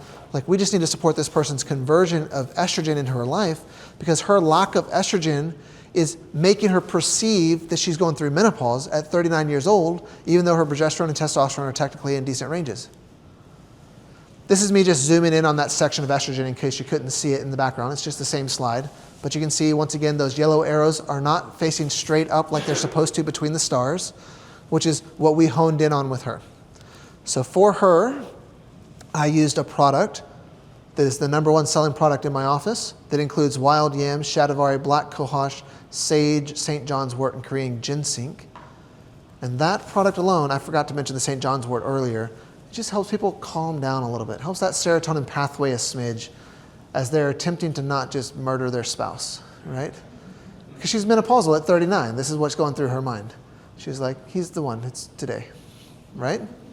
So wild yam, shatavari, black cohosh, St. John's wort, bring it down. We gave her Tongkat Ali to try and pump up the testosterone side of her to make her feel better faster. Ashwagandha, licorice, skullcap to try and help calm some things down and help cortisol expression throughout the day. Some B vitamins, magnesium, black currant seed oil. Freaking changed this lady's life. She proposed to me like after a month. She's like, I know I'm married, but if you ever aren't married and I'm ever not married, we could make a life together because I feel so good right now that I'm willing to leave my husband for you. I said, I appreciate the sentiment. Please just keep buying my products and we'll see you next month. You know, like, it's like, I'm not willing to give her the family discount yet.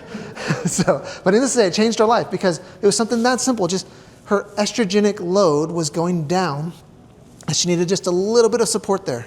She ended up losing that weight that she was struggling to lose, even though she looked fine. 130 for her wasn't what she felt she needed to be at. She was able to tighten up the game metabolically. Her blood sugar system worked a little bit more efficiently. Her weight came down another 5 pounds or so to where she felt like she wanted to feel. Her estrogen levels came back up as we supported the process. And over the course of the next few months, we started slowly titrating her off of some of these pills. And we've determined in her life that if she keeps wild yam-based products in her life with magnesium, she does fine. When she gets off of the magnesium, things just start to slow down energy-wise. And when she gets off of the wild yam-related stuff, she starts just having some of her hot flashes trickle back in. And so for her, we've identified an area of imbalance through additional testing that the lab tests were not able to show us. And she urinated on some things. She sent it into the lab. They sent me this chart. We were able to make some changes with it. Cool stuff. That's weird that I'm sorry? her FSH, that's what, 6 or 9? Her FSH, if we go all the way back to here, her FSH is 6.9. Yeah. Which you would think is working great because her pituitary is sending adequate supply down to her ovaries. And her ovaries appear on blood work to be working because if you look, and like I said, it's hard to see this, but her FSH is 6.9, which is normal. Her estrogen is 70, which is, it's not crazy. I don't remember what day this was because it's not the lab that I ran, it looks like, because it's the wrong format. But that type of thing, it just wasn't enough for her though. Like, she was going to the doctor, she was told she's fine, she didn't feel fine. We were able to do a test to help her out. That's why. That's right. Because she was technically fine on that paper, but she wasn't once we dug a little bit deeper. All right, let's do another case study. What was pushing her estrogen low? We don't technically know. It might have been That's opposite of what it should be. correct. It was opposite of what it should be. So with the amount of FSH and LH that were being driven down, we would have expected her estrogen to be in an appropriate range, and it was technically normal on the blood work. But I suspect once we just tightened up her diet, because we cut out some carbs, we raised her protein, we had her lifting weights a little bit more, just doing some metabolically stuff, it was able to tighten up receptor site sensitivity. But even now, whenever she comes off of wild yam and shatavari and black cohosh, like that product there, when she comes off of it, within about a month or two, she's like, I'm starting to get hot flashes and night sweats again. So we just put it back in, and she just needs that extra little juice in her life. So this person here, it looks like I put a date on here, so date's going to play an important role. On June 17th, 2021, this person had these labs done at least. So 39-year-old male, so a little bit fluffy because he's got a BMI of 34.2. He's got some neck pain, numbness in hands and sleep when they go on, fatigue, muscle soreness and activity. His calculated free total testosterone was 63.2. His total testosterone is 287. Right, so not where we want it. What do y'all like your testosterone to be? Those of you that do testosterone replacement. Total 800, 1200, free about 220. Okay, so total testosterone 800 to 1200, and free you like it about where? 220 to 280. 220 to 280 on free. Okay, I always tell people over 800 whenever I'm trying to get something, so that's good to have that range. Anybody use different ranges for total testosterone, or about the same? Okay. I don't inject anything in my office, right? It's outside of my scope of practice in Texas, but this is our baseline. So what am I going to do with him? I'm going to have him stop eating crap, lower his carbohydrates, get better sleep, lift heavy things to failure, give him some supplements and herbs, right? So we're having this conversation, and on June 17th, 2021, that's where we're at. I gave him some herbs that have licorice and Romania together with them. I gave him some, gave him some stuff. Gave him some herbs. You can see what it is. June 17, 21, gave him those things, had him change his lifestyle. On 1/13/22, so this is about 7 months later, his testosterone has come up like 100 points, which is good, but it's not injectable going up, right? He's losing some weight. His body's still trying to communicate down and getting better signaling and whatnot. But to be fair, a 100-point increase isn't like deal breaker. We go a little bit longer though. It's now 9/29/22.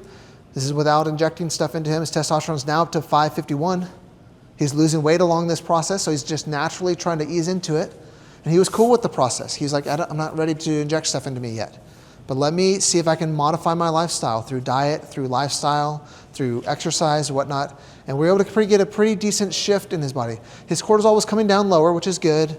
His LH eventually kind of balanced out, even though back here it was a little bit high. But it's good to see that it's plausible and possible with time to make some changes in someone's life. Still not 800 though. He's still not feeling like he's 18 and bulletproof yet. But he's excited about life. He's like, I've got more energy. My body composition is shifting. I'm doing better. Is this the nod that says it's time to leave? Because that's my last slide. All right. There's a quote if you want to read it. Thank you all very much for coming. I had a lot of fun today.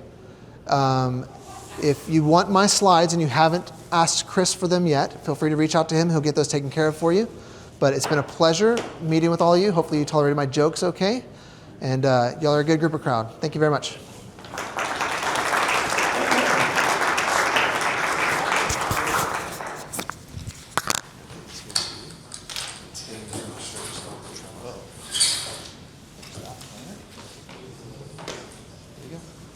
Thank you, sir.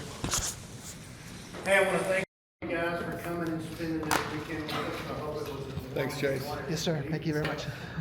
No, when we apologize for that, it was beyond our control, we complained about it multiple times.